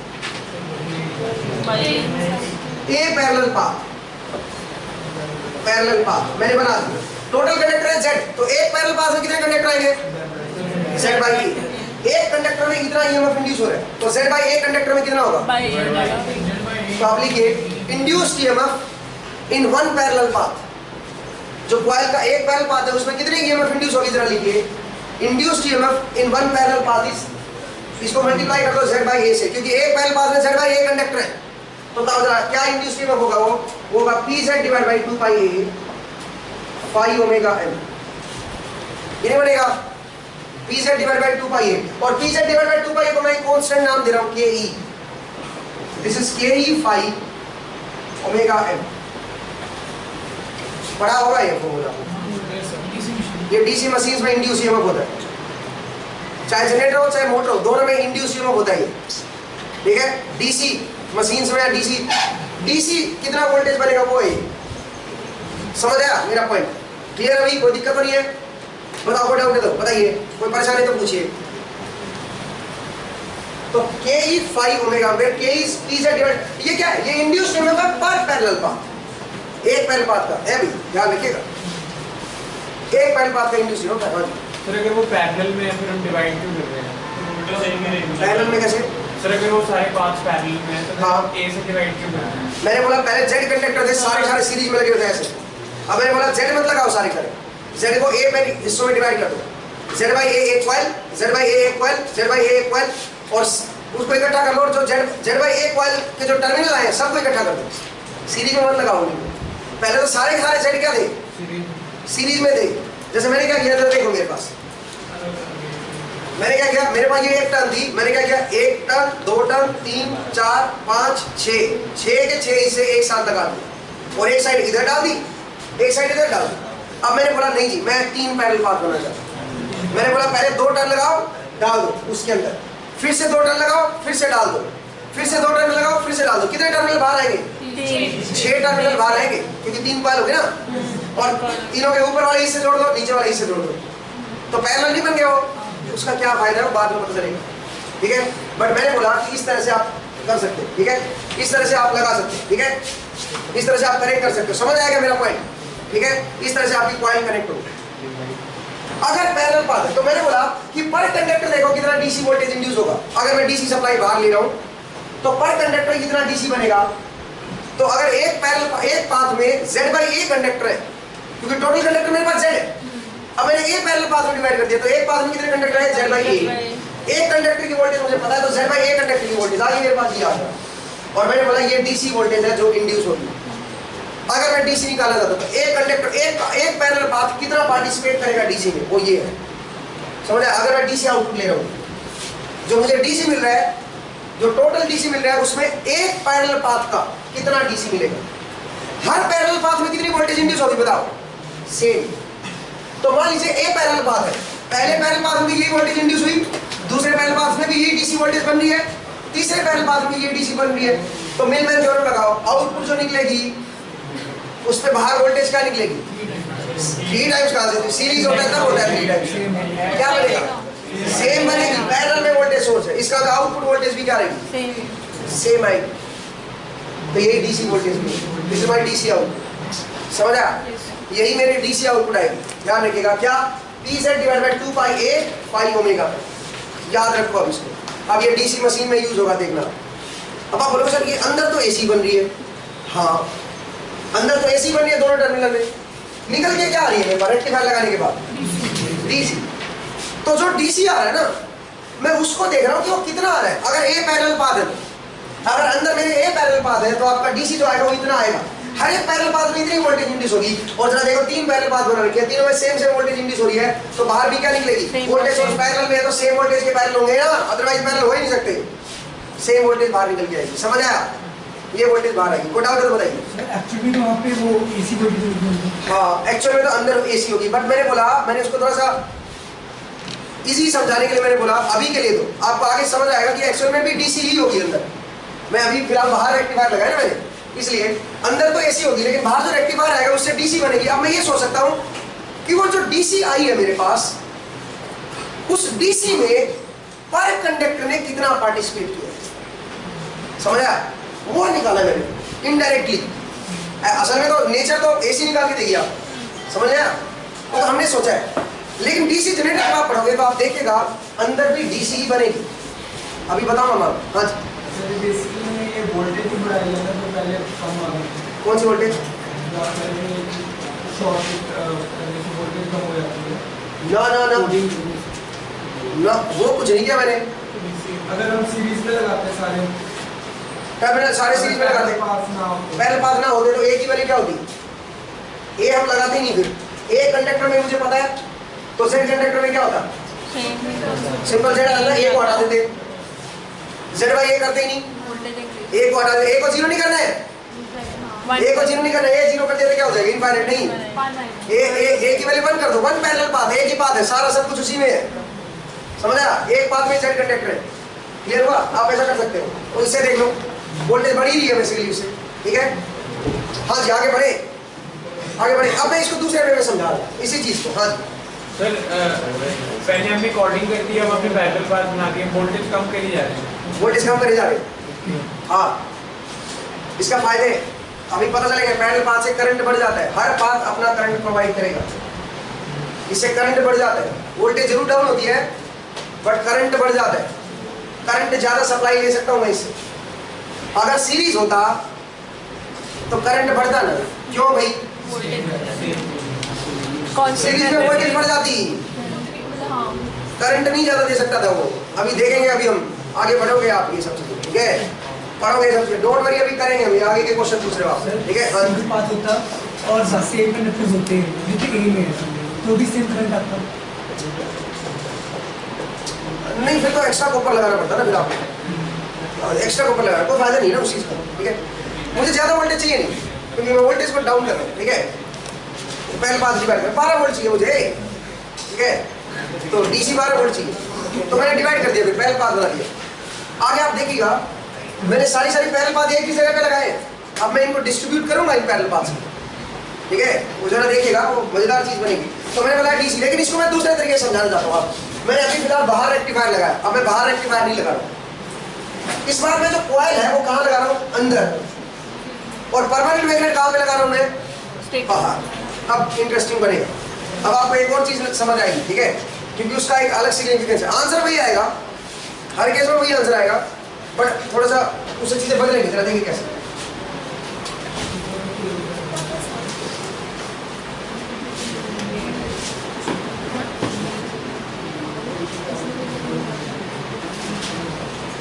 पकड़ में आ रहे हैं? सही चल रहे भाई? आगे बढ़े, जरा देखिए भाई। इस बार मैंने क्या किया,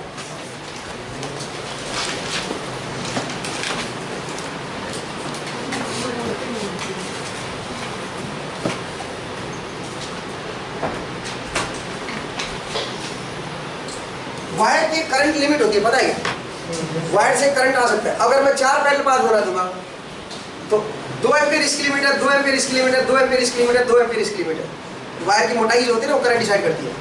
तो इसका नेट करंट कितना दे सकते हो? ज्यादा, मैक्सिमम 8 एम्पीयर दे सकते हैं अगर 4 पैरेलल पाथ हो। अगर मैं चारों को सीरीज में कर दूंगा तो 2 से ज्यादा नहीं निकाल सकते हो आप। क्यों? क्योंकि 2 से ज्यादा तो बैक टू बैक लगे ना। अब एक वायर की 2 एम्पीयर है तो 2 ही देगा आगे, और अगला वायर फिर 2 ही लेगा। नहीं निकाल सकते आप, जल जाएगा वायर। आप समझ रहे हैं मेरा पॉइंट? उस पॉइंट ऑफ व्यू से देखिए आप इसको, उस तरह आप समझने की कोशिश कीजिए कि करंट कैसे बढ़ा सकता हूँ मैं, करंट उससे ज़्यादा ले सकता हूँ मैं, ठीक है ना। आगे जरा देखिए, नेक्स्ट जरा देखिए, नॉर्थ साउथ, ठीक है। इस बार क्या रखा है मैंने, स्टेटर में रख दिया पर मैंने, ठीक है, और मैं रोटर में घुमा रहा हूँ, कॉइल को घुमा रहा हूँ, और फुल पिच कॉइल है मेरी, ठीक है, कॉइल को घुमा रहा हूँ। तो अब जरा देखिए एसी कैसे निकालते हैं और डीसी कैसे निकालते हैं। अगर ऐसा केस आ जाए, मेरे दो टर्मिनल आएंगे बाहर, एक कॉइल के दो टर्मिनल होंगे और दोनों के बीच एसी होगी वोल्टेज ए डैश, और अभी फॉर्मूला हमने निकाला था N omega phi sine of omega T, ये वोल्टेज इंड्यूस होगी। लेकिन प्रॉब्लम ये है कि जब ये घूमेगा तो उसके जो दो टर्मिनल है वो भी क्या होंगे, वो भी घूमेंगे। तो इसलिए हमने क्या किया, जरा देखिए, ये मेरी शाफ्ट है, जरा देखना ध्यान से, ये मेरी शाफ्ट है, तो ये बाहर निकली हुई है, ये वाली शाफ्ट, ये जो बाहर निकली हुई है, ये शाफ्ट, ठीक है, ये बाहर निकली हुई है। अब मैंने क्या किया, मैंने इस शाफ्ट के ऊपर दो रिंग लगा दी, दो रिंग लगा दी। अब जब शाफ्ट घूमेगी तो रिंग भी घूमेगी इसके ऊपर, सही बात है। शाफ्ट जब घूमेगी तो रिंग वेल्ड कर रखी है मैंने इसके ऊपर, मतलब वेल्ड तो नहीं कर रखी, मतलब कुछ समाव कनेक्ट कर रखी है, फिक्स कर रखी है, इसके साथ रिजिड है वो भी, इकट्ठी बॉडी। जब ये घूमेगा तो रिंग भी घूमेगी। और मैंने क्या किया, एक रिंग से इसका एक टर्मिनल कनेक्ट कर दिया और दूसरी रिंग से दूसरा टर्मिनल कनेक्ट। अब क्या होगा बताओ, अब कॉइल भी साथ साथ घूमेगी, रिंग भी साथ साथ घूमेगी, और जो कनेक्शन पॉइंट है वो भी साथ साथ घूमेगा। घूमने दो, सब कुछ एक साथ घूम रहा है, किसी को दिक्कत तो नहीं हो रही, सही है। अब बताओ क्या करें, आउटपुट कैसे निकालूं, क्योंकि रिंग का जो सरफेस है वो स्मूथ होता है और सर्कुलर होता है। अब उसके ऊपर मैंने ब्रश लगाई, एक ब्रश यहाँ पे कनेक्ट कर दी और एक ब्रश यहाँ पे कनेक्ट कर दी, ठीक है, और उस ब्रश से कांटेक्ट बना रिंग के ऊपर। वायर उस रिंग के साथ फिक्स है, वायर तो सोल्डर कर रखा है मैंने, तो जब रिंग घूमेगी, वायर घूमेगा तो रिंग भी तो साथ साथ घूम रही है, बट जो उसके ऊपर जो ब्रश पॉइंट है वो फिक्स है। तो जब वो रिंग घूमेगी उसके ऊपर कांटेक्ट ऑलवेज रहेगा कि नहीं रहेगा, रहेगा ना। तो इसलिए वो कांटेक्ट की वजह से की हेल्प से मैंने क्या निकाले, उससे बाहर निकाले, एक ए और एक ए डैश। क्लियर हुआ मेरा पॉइंट? इस तरह से मैंने आउटपुट ले ली। तो मेरे पास कौन सी सप्लाई मिलेगी, ए डैश के बीच एसी, क्योंकि दो टर्मिनल मेरे बाहर आ गए, एसी मिलेगी। कोई डाउट है तो पूछिए। तो इस तरह से मैं आउटपुट ले सकता हूँ। हाँ जी, ब्रश भी होते हैं, ब्रश जैसा दिखता है ये? ना ना, ब्रश ऐसा दिखता नहीं है। बेसिकली ये अगर मैं दिखाऊँ आपको, तो इसके ऊपर एक कार्बन की वो छोटे छोटे वो आते हैं, छोटे छोटे डब्बियाँ सी, मैं दिखाऊंगा आपको, वो आपको मेरे पास रखी भी हुई है, उनको कनेक्ट करते हैं बस, और उसके पीछे स्प्रिंग लगा होता है, वो स्प्रिंग उसको प्रेशराइज रखता है, सो दैट कॉन्टैक्ट ऑलवेज बना रहे, तो इसलिए वो जुड़ा रहता है, और कुछ नहीं है, वो सिंपल है। तो इनको ब्रश पता नहीं क्यों बोलते हैं, ठीक है, ऐसे ही, ठीक है, नॉर्मल ब्रशेस, ठीक है। नेक्स्ट देखिए भाई, आगे बढ़ते हैं। तो नेक्स्ट डीसी केस में देखते हैं। डीसी जनरेटर केस में क्या करेंगे, ये तो ऐसी निकलेगी, फिर आप बोलोगे सर बाहर रेक्टिफायर लगा दो। हाँ जी, पर बाहर रेक्टिफायर लगाने की जरूरत नहीं थी, अंदर ही कर सकते थे हम डीसी। अगर मुझे डीसी जनरेटर बनाना है तो क्या करेंगे, वो जल्दी, वो इंडस्ट्री है थोड़ा सा, ठीक है। अब वो बहुत बढ़िया है, और उससे आपको एक कम्यूटेटर पता चलेगा क्या होता है, ठीक है। जरा देखिए क्या होगा। मैंने क्या किया, दो बार एसी के केस में जरा देखना, एक बार इससे सोल्डर कर रखा था और दूसरा वायर इससे सोल्डर कर रखा था। और क्योंकि जब मोटर घूमेगी तो दोनों वायर घूमेंगे, और रिंग एक ही एक्सिस में, दोनों रिंग एक एक्सिस पे, दोनों रिंग आपकी एक एक्सिस पे, ठीक है, और दोनों के साथ वायर सोल्डर कर रखा है। इसके साथ अंदर की तरफ एक सोल्डर किया हुआ है, दूसरा वायर इसके साथ सोल्डर किया हुआ है। जब ये घूमेगा, वायर घूमेगा तो रिंग भी तो साथ साथ घूमेगी, समझ रहे हो। तो ऊपर जो कॉन्टैक्ट पॉइंट है वो ऑलवेज इसके साथ कनेक्ट रहेगा। अब डीसी में देखिए क्या होगा, ये तो समझ आ गया होगा आपको, सिंपल था। डीसी में क्या करते हैं हम लोग, एक ही रिंग को दो हिस्सों में काट देते हैं, यहाँ से कट कर दिया, यहाँ से कट कर दिया। अब आप इमेजिन करो, मैं यहाँ पे ब्लैक लगा रहा हूँ, यहाँ से मैंने कट कर दिया, कोई दिक्कत तो नहीं है, ठीक है। मैं यहाँ पे एक क्रॉस, एक ब्लैक लगा रहा हूँ, इसका मतलब यहाँ पे कट हो रखा है, नीचे वाला हिस्सा अलग है, इससे इंसुलेशन आ गई बीच में, और यहाँ पे इधर भी बिल्कुल जस्ट इसके ऑपोजिट मैं यहाँ पे कट लगा देता हूँ। मैंने यहाँ पे कट लगा दिया, इसका मतलब एक हिस्सा अलग है, एक हिस्सा अलग है। अब जरा देखना क्या इंटरेस्टिंग बनेगा इसमें। और ये मेरा कंडक्टर है, ये ए साइड है, ये ए डैश साइड है, और मैं इनको ऐसे ले रहा हूँ, ये दो साइड बाहर निकली हुई है, इसके दो, इसका भी एक टर्मिनल बाहर निकलेगा, इसका भी एक टर्मिनल बाहर निकलेगा, सही बात है। इस तरह से एक ए साइड है, एक ए डैश साइड है, आप ऐसा समझ लो। ठीक है, अब सुनोगे क्या होगा। फिलहाल ये ए जो है ये यहाँ पे है, और जब ये घूमेगा, ये सॉरी ए पहले घूमेगा तो किसके अंदर आएगा? नोड के अंदर आएगा। अब नोड के अंदर में वोल्टेज को पॉजिटिव मानना, VLV वोल्टेज जो आएगी वो पॉजिटिव वोल्टेज आएगी। इसका मतलब सुनो क्या होगा, ये रिंग मेरी इस तरह कनेक्टेड है, फिलहाल ए और ए डैश यहाँ पे थे, ऐसे दोनों को एक ही रिंग पे कनेक्ट किया हुआ इस बार वायर इस तरह से था। अब जब देखना क्या होगा, ऊपर वाला ए डैश है, नीचे वाला ए है, ये घूमेगा, रिंग नहीं घूम रही इस बार, रिंग फिक्स है इस बार। एक बार रिंग को फिक्स करके समझो, आप ये समझो कि कंडक्टर घूम रहे हैं। दूसरे केस में मैं कंडक्टर रिंग को भी घुमाऊंगा। फिलहाल ये समझ के रखो कि रिंग मेरी फिक्स है, कंडक्टर घूम रहे हैं। अब जब देखिए क्या होगा, फिलहाल ये ऐसे है, इसमें भी 0 वोल्टेज है, इसमें भी 0 वोल्टेज है। आप देख सकते हो ए और ए डैश में फिलहाल कितनी वोल्टेज है? 0। अब जरा देखिएगा, अब ए डैश इधर की तरफ आ गया, घूमेगा ना ये कंडक्टर, तो ए डैश किसके अंदर आ गया बताओ? इधर के अंदर आ गया। इधर क्यों मारा मैं उसको? इधर घुमा देता हूँ ना, इधर घुमा देता हूँ। एक असल में मैंने किधर घुमा रहा बताओ तो, एक को इधर घुमा रहा हूँ, तो इसका ऊपर वाला कंडक्टर किधर आएगा? नीचे को, इधर की तरफ आएगा। चलो इधर घुमा देता हूँ। जब मैं इसको इधर घुमाऊंगा तो ए डैश क्या हो जाएगा बताओ? साउथ में आ जाएगा, और ए किधर आएगा? इसका इसमें पॉजिटिव वोल्टेज होगी, इसमें नेगेटिव, और नेगेटिव वोल्टेज रिंग के साथ कनेक्टेड है, तो रिंग से मैं आउटपुट ले लूंगा नेगेटिव, और इधर से कौन सी आएगी? पॉजिटिव। इसमें ए वाली वोल्टेज आएगी, इसमें ए डैश वाली नहीं, उल्टा हो गया इसमें ए डैश वाली और इसमें ए वाली, लेकिन इसमें नेगेटिव और इसमें पॉजिटिव। अब सर देखिए, अभी मैक्सिमम वोल्टेज आएगी दोनों, इधर पॉजिटिव नेगेटिव मैक्सिमम, इधर पॉजिटिव मैक्सिमम। अब वापस आ जाओ यहाँ पे फिर से 0। अब सुनो, अब जैसे इधर घूमेगा क्या होगा बताओ? ए वाला जो है वो साउथ के अंदर आ जाएगा, तो उसमें कौन सी वोल्टेज आएगी? लेकिन वो अपने आप रिंग का जो कनेक्शन है वो टूट चुका है, इधर वाली रिंग का। जैसे इसमें नेगेटिव वोल्टेज आएगी, इसका कनेक्शन भी कौन सी रिंग से हो जाएगा? नेगेटिव वाली रिंग से हो जाएगा। इसका मतलब इधर वाली रिंग में ऑलवेज वोल्टेज क्या रहेगी? नेगेटिव रहेगी, क्योंकि इधर वाली पे एक बार ए डैश आ रहा है और एक बार घूम के कौन सा आ रहा है? लेकिन जैसे ए इधर आएगा उसकी वोल्टेज क्या हो जाएगी? Negative voltage. आप समझे नहीं समझे? ए की वोल्टेज भी तो बदल रही है, क्योंकि ए के अंदर बी बदल रहा है ना। ए में कभी पॉजिटिव भी था, कभी नेगेटिव भी है, बी नेगेटिव नहीं है, बी क्रॉस बी नेगेटिव है, समझा? तो बेसिकली ए में पोलैरिटी बदल गई ना, तो ए में फिलहाल पॉजिटिव है यहाँ से यहाँ तक, तो ए का जो कनेक्शन है वो पॉजिटिव रिंग के साथ रहेगा, और जैसे ए की वो पोलैरिटी बदलेगी वो कौन सी रिंग पे आ जाएगा? दूसरी रिंग पे आ जाएगा। इसका मतलब जैसे उसमें नेगेटिव वोल्टेज आएगी वो नेगेटिव वाली रिंग पे आ जाएगा। इसका मतलब ये वाली रिंग ऑलवेज क्या रहेगी? इधर वाली नेगेटिव, और इधर वाली ऑलवेज पॉजिटिव। क्वेश्चन ये है कि कितनी वोल्टेज आएगी इधर और इधर, और दोनों के बीच का डिफरेंस क्या आएगा? मैं डिफरेंस तो जानता हूँ, डिफरेंस मैं जानता हूँ, जरा देखो डिफरेंस तो ए डैश के बीच क्या आएगा? ए डैश के बीच ये डिफरेंस आएगा, और इसकी वैल्यू होगी n फाई ओमेगा। लेकिन अगर मैं बी ए की बात करूं, एक में इस तरह की वोल्टेज आएगी और एक में उल्टी वोल्टेज आएगी, नेगेटिव,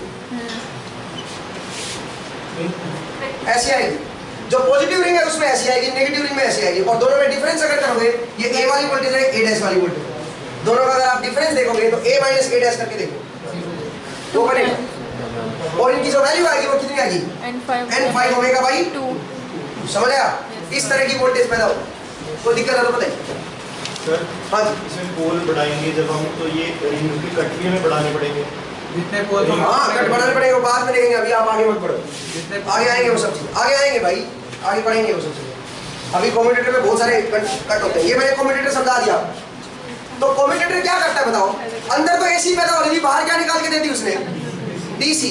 इसका मतलब कम्यूटेटर का काम क्या होता है? एसी टू डीसी बना, मैकेनिकल कन्वर्टर, समझा?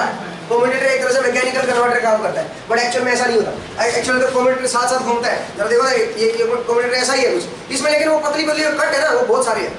एक इकट्ठी रिंग है यहाँ पे, पर उसमें कट जो है वो बहुत सारे कट है, तो वो बाद में देखेंगे। बट आप इमेजिन करो इसमें 2 कट होते हैं, लेकिन जैसे मैं ये घूमेगा, ये तो साथ साथ घूम रहा है कम्यूटेटर, और आपने क्या बोला? आपने बोला जो रिंग है, जो कम्यूटेटर है मेरा, वो तो फिक्स है। अगर मैं उसको साथ साथ घुमाऊंगा तभी कोई फर्क नहीं पड़ेगा, बताता हूँ कैसे, वो भी इंटरेस्टिंग है। लेकिन जब पहले ये समझ आएगा मुझे बताओ, ये वाली साइड ऑलवेज इसमें पॉजिटिव रहेगा और ये वाली साइड में ऑलवेज नेगेटिव रहेगा। क्या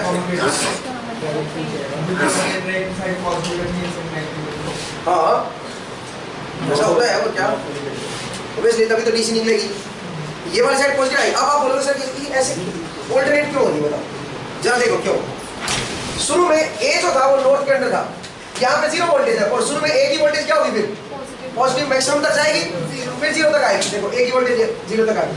अब सुनो, अब यहाँ की जो इस रिंग की जो वोल्टेज आएगी, इधर वाली रिंग की, अब वो कौन सी आएगी, वो ए डैश की वजह से आएगी। अब ए डैश किधर आ चुका है, पॉजिटिव के अंदर आ चुका है, ए डैश इस रिंग से कनेक्ट हो चुका है, तो इधर की वोल्टेज फिर से ए डैश की वोल्टेज फिर से बढ़ेगी, क्योंकि ए डैश यहाँ से यहाँ पे आ रहा है ना, तो ए डैश की वोल्टेज फिर से बढ़ेगी, फिर से 0 पे आएगी, तो वोल्टेज फिर से बढ़ी रिंग की, फिर से कम होगी। समझा? तो इसलिए अगली ये ए की वजह से है, ये कौन सी वजह है, ए डैश की वजह से, क्योंकि ए डैश भी तो यहीं से नीचे से ऊपर आएगा। जैसे ए आया थोड़ी देर बाद ए डैश भी तो इधर से इधर आएगा, जैसे ए डैश इधर से इधर आएगा तो फिर से इधर वाली रिंग से कनेक्ट हो जाएगा, नहीं समझे? तो इधर वाली रिंग की वोल्टेज एक बार ए की वजह से ऐसे होगी, फिर ए डैश की वजह से ऐसे होगी, क्योंकि फिर ए डैश इधर से इधर आएगा, समझ रहे हो? फिर वापस ए की वजह से ऐसे होगी, और दूसरी वाली रिंग एक बार ए डैश की वजह से होगी, फिर ए की वजह से ऐसी आएगी। आप समझ रहे हो मेरा पॉइंट? क्लियर है? कोई दिक्कत तो नहीं है? इस तरह से वोल्टेज बनेगी, और ए और ए डैश के बीच का डिफरेंस अगर मैं निकालूंगा तो इस तरह का बनेगा, और इसकी फिर से वही वैल्यू आप देख सकते हो, क्या n5 ओमेगा की डीसी वैल्यू आप निकाल सकते हो। बाद का काम तो वही है, फिर से अभी तो समझाया यार डीसी की, आगे वाला काम तो वैसा का वैसा ही है। समझा? कोई दिक्कत है तो बताइए। हाँ जी सर, अभी कम्यूटेटर घूम रहा है और ब्रश, अभी तो कम्यूटेटर ब्रश को ही बोलते, ये वाला इसको बोलते हैं रिंग को। Yes sir. अब ये रिंग मेरी फिक्स थी, अंदर कंडक्टर वेरी कर रहे थे, कंडक्टर घूम रहे थे, अंदर के कंडक्टर घुमा रहा था उसमें, कॉन्टैक्ट कंडक्टर का बना हुआ है। ये हाइपोथेटिकल सिचुएशन है, ऐसा कभी होता नहीं है। कंडक्टर को कैसे कॉन्टैक्ट रखूंगा मैं, कंडक्टर घूम रहे हैं भाई, जब मोटर घूम रही है तो रिंग मेरी फिक्स है, ये कैसे रख सकता हूँ मैं, ऐसा रख नहीं सकता, बड़ा मुश्किल काम है जी। कंप्रेसर से जैसे ब्रश में रखता वैसे करें। वायर को कैसे लगाओगे ब्रश के साथ, तो दोनों वायर के बीच में स्प्रिंग लगा दो। वायर, अच्छा वायर को रोकोगे कैसे, वायर तो फ्लेक्सिबल होते हैं, होल्डर कैसे होल्डर बनाओगे, ऐसे तो फिर सारी इंजीनियरिंग वहीं लग जाएगी, नहीं मुश्किल है। एक और आसान तरीका है, और वो क्या है जरा देखो, रिंग कट कर दो और कंडक्टर को फिक्स रखो, इधर एक ब्रश लगाओ, इधर एक ब्रश लगाओ। अब जरा देखो, ये ब्रश ऑलवेज नेगेटिव वाली साइड से कनेक्ट रहेगी।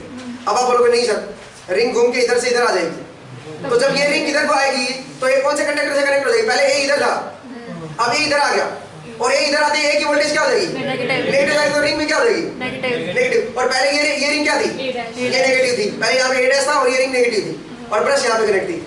अब जैसे घुमा, अब ये रिंग नेगेटिव होगी, तो इसका मतलब ये ब्रश ऑलवेज क्या रहेगी, नेगेटिव, और इधर वाली ब्रश क्या रहेगी, ऑलवेज पॉजिटिव। बढ़िया चीज नहीं है।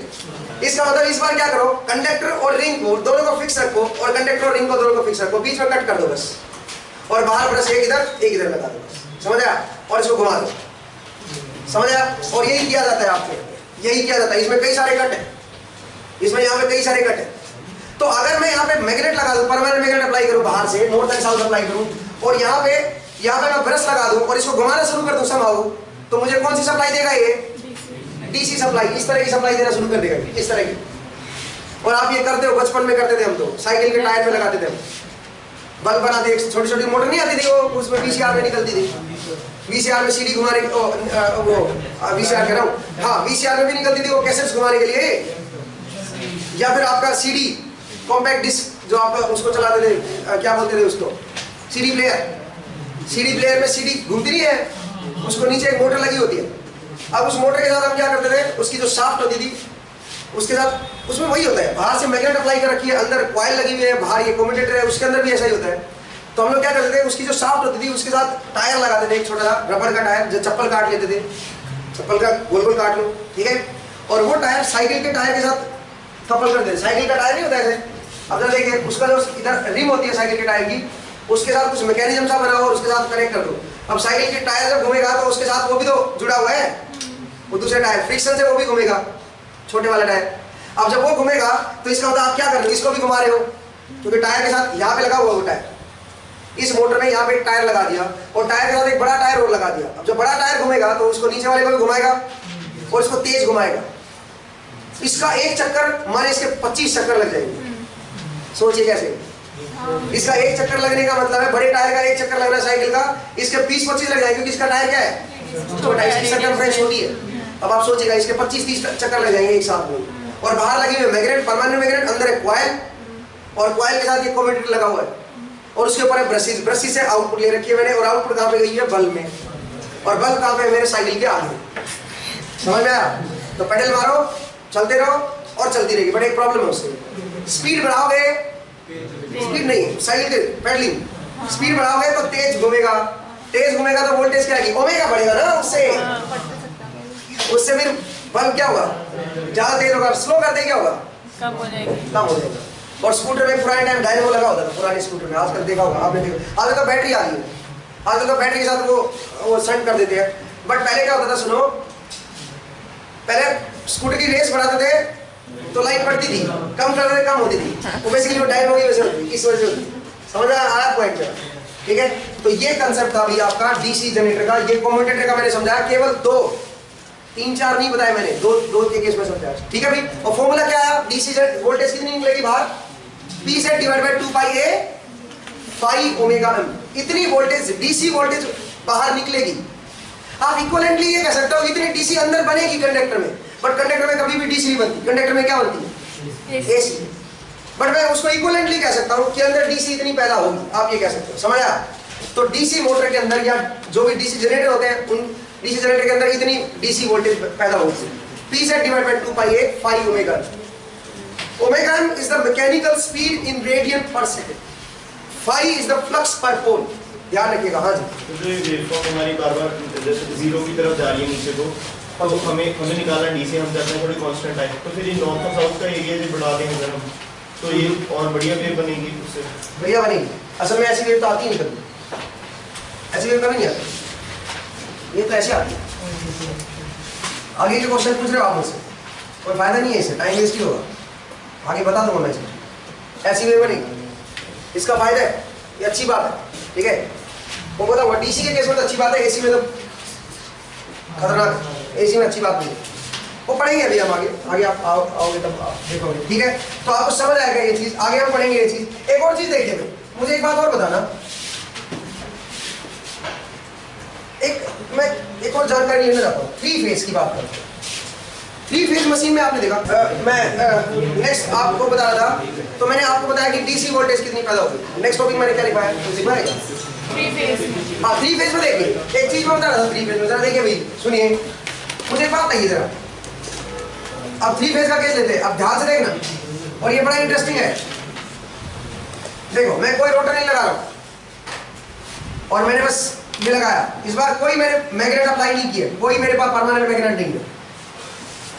ये है 3 फेज। मोटर का केस ले लो, चलो 3 फेज मोटर, तो अंदर कोई रोटर था, मुझे उसकी जरूरत नहीं है फिलहाल। तो A dash, B dash, B dash, और इससे 120 डिग्री, A इधर था, B इधर था, और C इधर है, C डैश, 120 पे। अब मैंने क्या किया, मैंने इसमें सप्लाई दे दी, 3 फेज की supply they the, A B C। अब सुनो क्या होगा, आप जानते हो रोटेटिंग फ्लक्स आएगा, रोटेटिंग फ्लक्स पैदा होगा। इसका मतलब नॉर्थ एंड साउथ क्या करेगी? रोटेट करेगी। एक तरह से आप कह सकते हो परमानेंट मैग्नेट ही क्या करेगी? रोटेट करेगी। इक्विवेलेंट आप ये कह सकते हो। इसका मतलब अगर परमानेंट मैग्नेट रोटेट करेगी तो इनके अंदर, कॉइल के अंदर अपने आप क्या हो जाएगा? ईएमएफ इंड्यूस होगा ना। कितना ईएमएफ इंड्यूस होगा? ए फेज में n phi omega sine of omega t. B में क्या होगा बताओ? 120 डिग्री पीछे हो जाएगा। समझ रहे हो आप मेरा पॉइंट? क्लियर है? लेकिन इस बार कोई परमानेंट मैग्नेट नहीं है, इस बार तो खुद का ही जो फ्लक्स है वो खुद ही कॉइल के अंदर क्या कर रहा है? रोटेशन, ईएमएफ इंड्यूस कर रहा है। अपने जैसे ट्रांसफार्मर में नहीं होता था, पहले जो प्राइमरी कॉइल होती थी उससे फ्लक्स आता था, और वही फ्लक्स प्राइमरी के अंदर ही क्या करता था? वोल्टेज इंड्यूस कर देता था। एग्जैक्टली वही चीज है, प्राइमरी फ्लक्स है, इसी की वजह से, इन्हीं कॉइल्स की वजह से फ्लक्स पैदा हुआ है। वही फ्लक्स आपके इन कॉइल्स के अंदर वोल्टेज पैदा करेगा, एक में EA, एक में EB, एक में EC। इसका मतलब वो जो EA, EB, EC होगा वो सप्लाई वोल्टेज को अपोज करेंगे, क्योंकि सप्लाई में जो सोर्स आ रहा है पीछे से, ये तो मोटर है ना, तो मोटर से पहले कोई सोर्स लगाना पड़ेगा 3 फेज। जो 3 फेज सप्लाई आप मोटर में दे रहे हो, तो मोटर के अंदर भी एक ईएमएफ इंड्यूस हो जाएगा कॉइल के अंदर, जिसको हम बोलते हैं EA, EB, EC। समझ आया? उसके अंदर भी एक ईएमएफ इंड्यूस हो जाएगा। कोई डाउट है तो बताइए भी, क्यों इंड्यूस होगा? पता चला? जैसे ट्रांसफार्मर में नहीं होता इंड्यूस, जैसे ट्रांसफार्मर में होता है वैसा ही उसमें भी इंड्यूस होगा, इसके कंडक्टर में। एक और चीज है, जो नॉर्थ और साउथ पोल है कौन सी स्पीड से घूम रहे हैं, क्योंकि वो स्पीड बड़ी इंपॉर्टेंट है। तो वो स्पीड इसके ओमेगा को डिसाइड करेगी। तो सिंक्रोनस स्पीड है, सप्लाई फ्रीक्वेंसी मैंने बताया था आपको कि इसकी जो स्पीड होती है ओमेगा ही होती है, तो इसका मतलब ओमेगा ही आएगा। क्लियर है मेरा पॉइंट? अब आगे बढ़ते हैं, नेक्स्ट कर देखिए। अगर मैं रोटर ले लूं, अब ध्यान से देखिएगा, तो इसका मतलब है इसकी जो खुद की जो कॉइल होती है मोटर की, अंदर की जो कॉइल लगाते हो आप स्टेटर में, उनके अंदर भी क्या होता है, एक ईएमएफ इंड्यूस हो जाएगा। क्या कहते हो, समझ आया?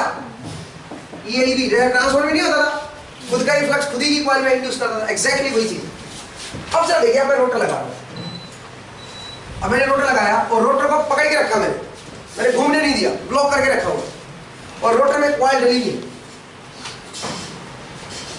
रोटर में कॉइल डली है, ठीक है। अब सुनिए क्या होगा, तो इसके अंदर भी ईएमएफ इंड्यूस होगा। क्यों? क्योंकि जो नॉर्थ और साउथ पोल है वो तो रोटेट कर रहा है ना, तो इसके अंदर भी ईएमएफ इंड्यूस होगा।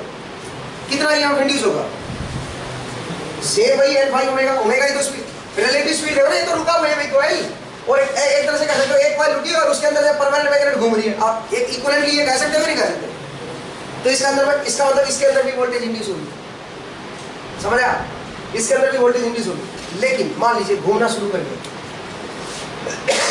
अगर ये घूमना शुरू कर दे तो फिर वोल्टेज कम इंड्यूस होगा। क्यों बताएंगे, लेकिन उससे पहले ई फेज में जो वोल्टेज आएगी, एक मिनट मेरी बात सुनिए, ई फेज में जो वोल्टेज आएगी वो आएगी एन फेज। क्यों फेज? एन फेज का क्या मतलब है? पर फेज टर्न्स। तो फॉर्मूला करेक्ट करो थोड़ा सा। ए फेज में जो ई ए डैश आएगी, जो वोल्टेज ए डैश, ये है ए डैश, यहाँ पे जो वोल्टेज आएगी इसको ये अपोज करेगी सप्लाई को, अपोजिंग नेचर की होगी, अकॉर्डिंग टू ट्रांसफर वाला केस वही वाला, अकॉर्डिंग टू लेंस लो, ये अपोज करेगी और इसकी वैल्यू क्या होगी? N phase. ये नंबर ऑफ टर्न पर फेज है, क्योंकि एक फेज की वोल्टेज है ना ये। ओमेगा क्या है basically? Omega is the electrical radian पर सेकंड। किसकी इलेक्ट्रिकल रेडियन पर सेकंड? जो ये घूम रहा है। रोटर स्पीड ही तो होती थी, ओमेगा आर होती थी, लेकिन ओमेगा आर इंटू क्या होता था? पी बाई 2, वो इलेक्ट्रिकल बन जाती थी। तो इसीलिए मैं इसको इलेक्ट्रिकल बोल रहा हूँ, इलेक्ट्रिकल रेडियन पर सेकंड नहीं। और जो ये सिंक्रोनस स्पीड से जो घूम रहा है, ये ओमेगा से जो घूम रहा है, इसमें तो कुछ सोचना ही नहीं आपको, क्योंकि जो फ्लक्स होता है वो ऑलवेज कौन स्पीड से, डी अल्फा बाई डी क्या आया था हमारे पास? ओमेगा। तो ओमेगा से ही घूम रहा है, अच्छी बात है। क्लियर हुआ मेरा point? And this phi is flux per pole, same वही है, फ्लक्स पर पोल। आगे बढ़ते लेक्चर देखिए। तो मैंने बोला अब रोटर पे आओ, रोटर पे आओ। इमेजिन करो कि मैंने रोटर को पकड़ के रखा, घूमने नहीं दे रहा रोटर को। अगर मैं घूमने नहीं दूंगा रोटर को, तो इसके अंदर भी तो नॉर्थ एंड साउथ रोटेट, वो अल्टरनेट कर रहे थे ना, एक बार नॉर्थ से साउथ ऐसे और घूम रहा है नॉर्थ से साउथ बाहर, तो वही नॉर्थ से साउथ इसके अंदर भी तो फील्ड लाइन चेंज होगी, सेम वे से। इसका मतलब इसके अंदर भी क्या होगी? ईएमएफ इंड्यूस होगा। और मैं आपको बता दूं, कभी भी 3 फेज की अगर मोटर है, अगर उसका रोटेटिंग फ्लक्स है ना, अगर इसमें 3 फेज सप्लाई है, इसमें भी 3 फेज सप्लाई बनेगी। इसमें आप एक कॉइल नहीं छोड़ सकते हो, एक कॉइल से काम नहीं करेगी, घूमेगी नहीं कभी। रोटर के अंदर भी आपको क्या लगाना पड़ेगा? या तो परमानेंट मैग्नेट लगाओ रोटर के अंदर, सो दैट लॉकिंग हो जाए, ठीक है, या तो लॉकिंग करो, या फिर क्या करो, इसके अंदर भी कितने फेज की ऐसे कॉइल लगाओ, इसमें भी 120 कॉइल लगाओ। उसका क्या फायदा चल रहा? इसमें भी मैंने क्या किया, 120 डिग्री पे कॉइल लगा। इसको मैंने बोला ए डैश, इसको बोला बी डैश, और इसको बोला मैंने सी डैश। ये ए है, ये बी है और ये सी है। 120 इसके अंदर भी 3 कॉइल लगाई। जब देख के बताता हूँ क्यों, अदरवाइज ये घूमेगी नहीं, ठीक है। अब जरा देखिए क्या होगा, अगर मैं इसको पकड़ के रखूं तो इस एक कॉइल में ईएमएफ इंड्यूस होगा, क्योंकि जो नॉर्थ एंड साउथ है वो इसमें से भी तो पास हो रहा है, ये बाहर वाला जो नॉर्थ एंड साउथ आ गया, इसमें ईएमएफ इंड्यूस होगा। अच्छा, जो इसमें ईएमएफ इंड्यूस होगा उसका 120 डिग्री लैग इसमें होगा, क्योंकि इससे 120 डिग्री पीछे है। भाई जैसे ऊपर वाली कॉइल लगाई वैसे नीचे कॉइल लगा दिया, फर्क क्या पड़ रहा है उसमें? जो फ्लक्स इसमें पास हो रहा है वो इनमें से भी तो पास होगा। भाई ये रोटेट कर रहा है तो इनके लिए भी तो रोटेटिंग ही है, अंदर वाली कॉइल में से भी तो पास हो रहा है, वो फ्लक्स तो आयरन में से पास हो रहा है, ये पूरा आयरन है भाई, इसी से इसके अंदर से तो निकलेगा। इस कारण जो बाहर कॉइल थी वो वैसी कॉइल अंदर भी है, दिक्कत क्या है? तो जो फ्लक्स बाहर वाली कॉइल में से पास हो रहा है वही अंदर भी पास होगा। इसका मतलब ये तो रोटेटिंग फ्लक्स है, रोटेटिंग फ्लक्स है तो वो अंदर वाली कॉइल में भी क्या करेगा? ईएमएफ इंड्यूस करेगा। समझ आया? अब जरा देखिए इंटरेस्टिंग क्या है, ईएमएफ इंड्यूस होगा। अब इमेजिन करो मैंने इन कॉइल को शॉर्ट कर दिया, ए को ए डैश के साथ बी को बी डैश के साथ और सी को सी डैश के साथ शॉर्ट किया हुआ है, या ए बी सारे टर्मिनल शॉर्ट कर रखे हैं इसके, ठीक है। अब जरा देखो क्या हुआ, इनके अंदर ईएमएफ इंड्यूस हो रहा है और शॉर्ट किया हुआ है टर्मिनल इनके, तो इनमें क्या आएगा, करंट आएगा, और करंट आएगा और बाहर से आपने फ्लक्स भी अप्लाई कर रखा है, करंट आएगा तो इसका खुद का फ्लक्स भी आएगा, क्योंकि देखो ये इन कॉइल का अपना करंट आ गया, करंट आ गया तो इसका अपना क्या आएगा, फ्लक्स। और क्योंकि इसके अंदर 3 फेज का इंड्यूस हुआ है, ए के अंदर जो वोल्टेज इंड्यूस हुई है और जो बी के अंदर इंड्यूस हुई है और जो सी के अंदर इंड्यूस हुई है वो 120 पे है, तो करंट भी क्या आएगा फिर 120 इसका, इसके अंदर भी 3 फेज का ईएमएफ इंड्यूस हो, 3 फेज का करंट आएगा, और 3 फेज के करंट से इसका खुद का फ्लक्स आएगा, वो भी कैसा आएगा, रोटेटिंग फ्लक्स, समझ आया, वो भी रोटेटिंग फ्लक्स आएगा। क्लियर हुआ मेरा पॉइंट? अच्छा, अब रोटेटिंग फ्लक्स आएगा तो वो फ्लक्स अपोज करेगा किसको, याद समझ आया कि फ्लक्स आएगा। अब मुझे बताओ 2 फ्लक्स आ गए आपके पास, एक कौन सा फ्लक्स है स्टेटर और एक कौन सा फ्लक्स है रोटर, तो जब दो फ्लक्स आ जाए तो कौन सा टॉर्क आता है, और ये मोटर क्या करेगी, अब उनके बीच एक टॉर्क आएगा, इलेक्ट्रोमैग्नेटिक टॉर्क, उनके बीच अगर कुछ एंगल हुआ तो स्टेटर फ्लक्स और रोटर फ्लक्स के बीच अगर कुछ एंगल हुआ तो टॉर्क आएगा, टॉर्क आएगा तो क्या करेगी, रोटेट करना शुरू करेगी। समझ आया कैसे टॉर्क आता है? तो ये मैंने जाने अनजाने में इंडक्शन मोटर का कंसेप्ट समझाया, ठीक है, ये इंड्यूस कर रही है रोटर के कंडक्टर के अंदर, समझ आया, ये इंडक्शन मोटर का कंसेप्ट समझाया। एक और चीज बताता हूँ, जो टॉर्क आएगा वो डिपेंड करता है इस एंगल पे, किस एंगल पे, स्टेटर का और रोटर के फ्लक्स के बीच का एंगल। अब स्टेटर का जो फ्लक्स है वो तो घूम रहा है, तो घूमेगा तो क्या एंगल बदलेगा, मान लीजिए एंगल बदले, ये भी तो घूम रहा है, ये तो घूम रहा है, मान लीजिए टाइम के साथ ये एंगल चेंज हो रहा है, तो क्या होता है स्लो घूम रहा हो, अगर टाइम के साथ ये एंगल चेंज हो रहा है, मान लीजिए ये वाला एंगल, बीच वाला एंगल, तो क्या मोटर घूमेगी, नहीं घूमेगी, क्यों, टॉर्क 0 आएगा। क्यों 0 आएगा, क्योंकि टॉर्क का फॉर्मूला याद करो, stator MF rotor MF into sine of क्या होता था, डेल्टा, एंगल बिटवीन, और वो जो डेल्टा है वो टाइम के साथ वेरी कर रहा है। मान लीजिए अगर वो वेरी कर रहा होता, अगर इनकी स्पीड अलग अलग होती, स्टेटर एमएफ, स्टेटर फ्लक्स और रोटर फ्लक्स की, भाई दोनों रोटेटिंग आएंगे, ये जहां तक समझ आएगा मुझे ये बताओ, इसमें 3 फेज है तो इसमें अपने आप 3 फेज इंड्यूस हो जाएगा, अब इसका भी अपना फ्लक्स आएगा, क्योंकि क्यों फ्लक्स आएगा, क्योंकि इसमें करंट है, करंट कहां से आया, शॉर्ट कर रखा आपने, कॉइल को शॉर्ट कर रखा है।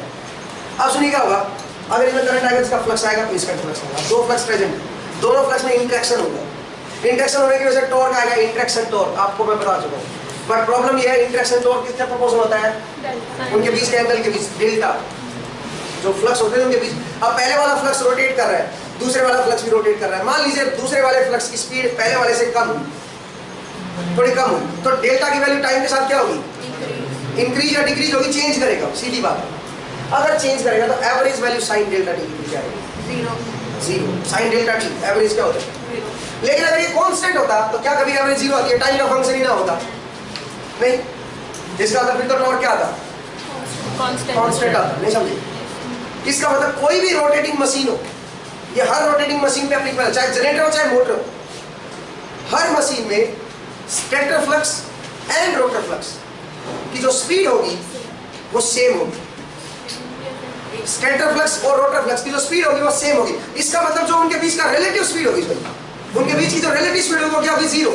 इसका मतलब उनके बीच का जो एंगल होगा डेल्टा वो क्या होगा, फिक्स। 0 कहां से, फिक्स, अगर 0 होगा तो टॉर्क क्या आएगा, 0। तो मैंने बोला, हाँ मैं क्या बता रहा था, डेल्टा हमेशा क्या रहेगा, अगर डेल्टा टाइम वेरिंग हुआ तो टॉर्क की एवरेज वैल्यू क्या हो जाएगी, 0। इसका मतलब ऑन एन एवरेज टॉर्क 0 हो जाएगा, कोई टॉर्क नहीं आएगा, मोटर घूमेगी नहीं, मशीन घूमेगी नहीं, जनरेटर नहीं काम करेगा, ये सबके ऊपर एप्लीकेबल है। तो एक जनरलाइज्ड थ्योरी बन गई है क्या,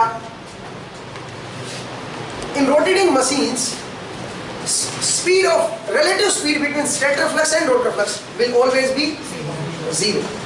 इसका मतलब स्टेटर फ्लक्स और रोटर फ्लक्स के बीच की एवरेज स्पीड 0 होगी। इसका ये मतलब नहीं है कि डेल्टा 0 होगा, डेल्टा तो कुछ भी हो सकता है, उनके बीच की स्पीड 0 है, ये जिस स्पीड से घूम रहा है उसी स्पीड से घूम रहा है, इसका मतलब delta is constant, delta is constant, समझ आया, क्लियर हुआ मेरा पॉइंट, बहुत बढ़िया बात।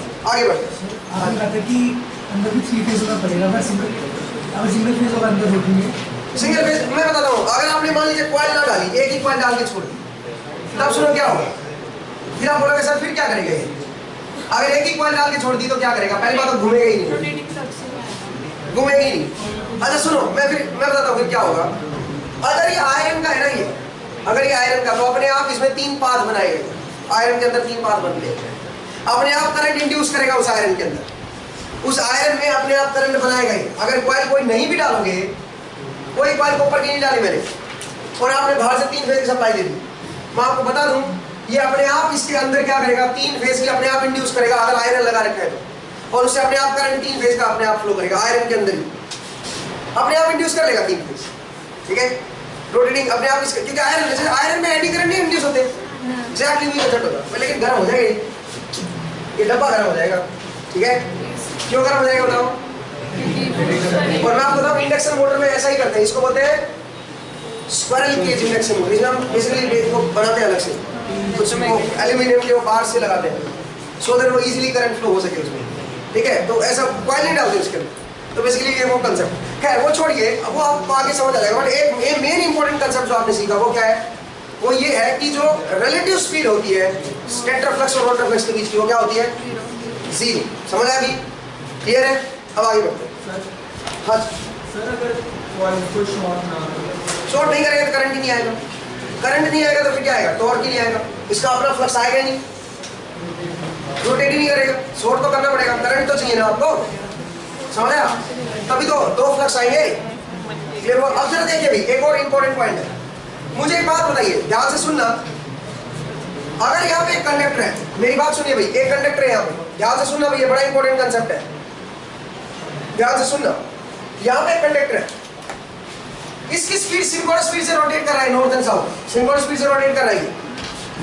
ठीक है, ओमेगा से रोटेट कर रहा है, ओमेगा 18%, जो सप्लाई फ्रीक्वेंसी थी उसी फ्रीक्वेंसी से रोटेट कर रहा है, 120 f/p से रोटेट कर रहा है।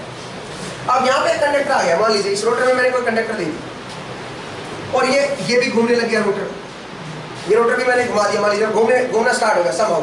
इसके अंदर 3 फेज की वो थी, मैं केवल एक कंडक्टर को कंसीडर कर रहा हूँ मान लीजिए, हालांकि कंडक्टर तो कई सारे थे, 3 कॉइल थी ना, तो हर कॉइल का अपने कंडक्टर होंगे, तो मान लीजिए मैं केवल एक कंडक्टर को देखा और ये घूमना स्टार्ट हो गया, घूमने लग गया। क्या कभी ये सिंक्रोनस स्पीड पे आएगा? क्या कभी ये रोटर सिंक्रोनस स्पीड पे आएगा? क्या ओमेगा से, जिस स्पीड से नॉर्थ एंड साउथ घूम रहा है, जो फ्लक्स घूम रहा है, क्या उसी स्पीड पे घूमेगा ये? अगर उसी स्पीड पे घूमने लग गया, सुनो क्या होगा, अगर उसी स्पीड पे घूमने लग गया, रोटर फ्लक्स नहीं, रोटर की बात करो, अगर रोटर उसी स्पीड पे घूमने लग गया तो सुनो क्या होगा, जो कंडक्टर है उसको लगेगा नॉर्थ तो कांस्टेंट है इसके रिस्पेक्ट में, जो कॉइल है उसको लगेगा कि जिस स्पीड से कॉइल घूम रही है उसी स्पीड से नॉर्थ भी घूम रहा है, इसका मतलब नॉर्थ क्या हो जाएगा उस कॉइल के रिस्पेक्ट में? कांस्टेंट। उसको लगेगा ये तो स्टेशनरी है नॉर्थ, ये तो चेंज हो ही नहीं रहा मेरे अंदर से, इसका मतलब इंड्यूस्ड ईएमएफ क्या होगा? 0। और अगर इंड्यूस्ड ईएमएफ 0 है तो शॉर्ट क्यों है कॉइल? करंट क्या आएगा? 0। करंट 0 आएगा तो टॉर्क क्या आएगा? 0। फ्लक्स ही नहीं आएगा, 2 फ्लक्स नहीं आएगा। इसका मतलब कभी भी जो मोटर है जो इंडक्शन प्रिंसिपल पे काम करती है, खासकर इंडक्शन मोटर में आपको बता रहा हूँ, ये कभी भी आपकी सिंक्रोनस स्पीड पे नहीं रोटेट करेगी। समझ आया आपको? सारा फ्लक्स का गेम है, सारा इंड्यूस्ड ईएमएफ का गेम है, इसलिए मैं इंड्यूस्ड ईएमएफ का पहले चैप्टर में इसको समझा रहा हूँ, आगे आप समझोगे इसको और बेहतर तरीके से। खैर आगे बढ़ते, नेक्स्ट वाला देखिए। एक और चीज, तो इसका मतलब ये इससे स्लो घूमेगा, ये जो रोटर है ये सिंक्रोनस स्पीड से स्लो घूमेगा। पता चला क्यों स्लो घूमेगा? अगर सेम स्पीड से घूमने लगे तो दिक्कत हो जाएगी, इसको कभी चेंजिंग फ्लक्स ही नजर नहीं आएगा, जिस स्पीड से नॉर्थ जा रहा है उसी स्पीड से कॉइल भी रोटेट कर रही है, इसको टाइम वेरिंग फ्लक्स ही नजर नहीं आएगा। ठीक है, और जो ये फ्लक्स ऊपर मैग्नेट रोटेट करता है, तो हमने को पढ़ा था ना, पोलैरिटी भी चेंज होती है, स्ट्रेंथ मतलब नॉर्थ वाला साउथ में बनेगा, ऊपर जब 3 फेज की बात होती है। नॉर्थ घूम रहा है बस, नॉर्थ ऐसे घूम रहा है, साउथ ऐसे घूम रहा है, ऐसे घूम रहा है बस। पर ये भी तो पोलैरिटीज भी तो चेंज होती है। कौन सी पोलैरिटी चेंज है? जैसे नॉर्थ वाला साउथ होता है, साउथ वाला नॉर्थ, वो तो पल्सेटिंग होता है, सिंगल फेज में होता है वो। हाँ जी, जरा देखिए भाई, आगे बढ़ते हैं, नेक्स्ट वाला देखिए। अब सुनो, इसका मतलब है सिंक्रोनस स्पीड से रोटर नहीं घूमेगा, सही बात है, तो उससे लेस तो घूमेगा कुछ ना कुछ, हाँ घूमेगा, लेस घूमेगा कुछ, इसका मतलब ऑलवेज सिंक्रोनस स्पीड से लेस घूमेगा। बट एक बात और है, अगर सिंक्रोनस स्पीड से लेस घूमा, मान लीजिए ये ओमेगा से घूम रहा है और ये ओमेगा आर से घूम रहा है रोटर, मान लीजिए ओमेगा आर से घूमने लगे और रोटर के अंदर कंडक्टर है, ऐसे 6 कॉइल मतलब 3 कॉइल, ये A' कॉइल है। अब मुझे एक बात बताओ, इसकी स्पीड है ओमेगा आर और इसकी जो नॉर्थ पोल की स्पीड है वो ओमेगा है, तो ईएमएफ जो इंड्यूस होगा अब कितना होगा? Omega minus omega R, omega की जगह। हाँ, अब फॉर्मूला क्या बनेगा ईएमएफ इंड्यूस का, जरा देखिए किसमें, स्टेटर कॉइल में तो अभी तो उतना ही रहेगा, स्टेटर कॉइल के तो सेम फ्लक्स उसी स्पीड से पास हो रहा है, स्टेटर कॉइल में तो ईएमएफ क्या है, सेम ही है भाई, उसके लिए तो ओमेगा से ही घूम रहा है क्योंकि ये तो फिक्स है ना, और इनमें एन ओमेगा स्पीड से नॉर्थ पोल साउथ पोल घूम रहा है, उसके लिए तो सेम वोल्टेज इंड्यूस होगी जो आपने पहले पाया। बट रोटर कॉइल में ईएमएफ की वैल्यू क्या होगी, बदलेगी। क्यों? क्योंकि रोटर जैसे जैसे घूमना शुरू करेगा वैसे वैसे रोटर की स्पीड बढ़ेगी, रोटर की स्पीड बढ़ेगी तो रोटर की कॉइल भी रोटेट कर रही है और नॉर्थ साउथ ये भी घूम रहा है। अब मैंने बोला कभी भी ओमेगा के बराबर नहीं आएगी इसकी स्पीड, सिंक्रोनस स्पीड के बराबर नहीं आएगी, बराबर आ गई तो फिर से टॉर्क जीरो हो जाएगा, घूमेगा नहीं, रुक जाएगा, स्लो हो जाएगा। आप समझ रहे हो? तो इसका मतलब घूमेगा जरूर बिकॉज इंटरेक्शन टॉर्क है, बिकॉज इसमें करंट है और इसमें करंट है, बट कभी भी उसकी स्पीड जो है वो ओमेगा के बराबर नहीं आएगी। समझ आया? इस ओमेगा के बराबर कभी भी नहीं है। क्या कहते हैं, यहाँ तक समझ आया? हाँ जी सर इस वाले केस में रिलेटिव मोशन जीरो तो नहीं है? किस वाले में? इसमें नहीं है, इस बार ओमेगा कुछ कम है ओमेगा से, इस बार रिलेटिव मोशन अभी बताएंगे क्या इंड्यूस होगा इसमें। अब देखते हैं कितना ईएमएफ इंड्यूस होगा इसमें। बट अभी ओमेगा आर को ओमेगा से बढ़ा दोगे तो दिक्कत हो जाएगी, बढ़ा दोगे तो जनरेटर की तरह काम करेगा, फिर ये मोटर नहीं रहेगी, ठीक है, वो आगे देखेंगे हम। तो कुल मिला के सुनिए भाई, अब ये ओमेगा आर से घूम रहा है मान लीजिए, और ओमेगा आर की वैल्यू लेस है ओमेगा से। अब सुनो क्या होगा, ये मैं आगे पढ़ाऊंगा इंडक्शन मोटर में, मैं अभी थोड़ा सा जनरेटर वोल्टेज आ रही है ना, तो इसलिए मैं ये समझा रहा हूँ आपको। अब मुझे एक बात बताओ, सुनो भाई, अब मुझे एक बात बताओ, सुन लो यार, अब जो कॉइल है वो भी घूम रही है और नॉर्थ और साउथ पोल है वो भी घूम रहे हैं, बट उनके बीच रिलेटिव स्पीड कितनी है? रिलेटिव स्पीड कितनी है? Omega minus omega R. अगर मैं इसके ऊपर बैठ जाऊं, अगर मैं इसके ऊपर बैठ जाऊं तो मैं भी साथ साथ घूमूंगा, किस स्पीड से घूमूंगा? ओमेगा माइनस ओमेगा आर से। तो मुझे क्या लगेगा कि नॉर्थ की स्पीड से मेरे से आगे जा रहा है, ओमेगा माइनस ओमेगा आर से। इसका मतलब इस बार जो सप्लाई की वोल्टेज जो बनेगी इसमें इंड्यूस होगी, उसकी जो ओमेगा बनेगी वो ओमेगा नहीं रहेगी, हम सप्लाई वोल्टेज जो इंड्यूस होगी कंडक्टर में वो क्या क्या क्या इंड्यूस होगी, वो भी एन फेज। लेकिन ये कौन सा फेज है, नंबर ऑफ टर्न पर फेज है, कौन सा फेज की, जो रोटर के अंदर है, जो रोटर के अंदर उनकी है भैया इस बार जो into five which is flux per पोल, ठीक है। ओमेगा की जगह पे क्या आएगा, ओमेगा माइनस ओमेगा, समझ आया? इनटू में sine of omega minus omega R, ये मेरी वोल्टेज पैदा होगी रोटर के अंदर, ये वोल्टेज पैदा होगी है जी, ये वोल्टेज पैदा होगी। क्या करें बताओ?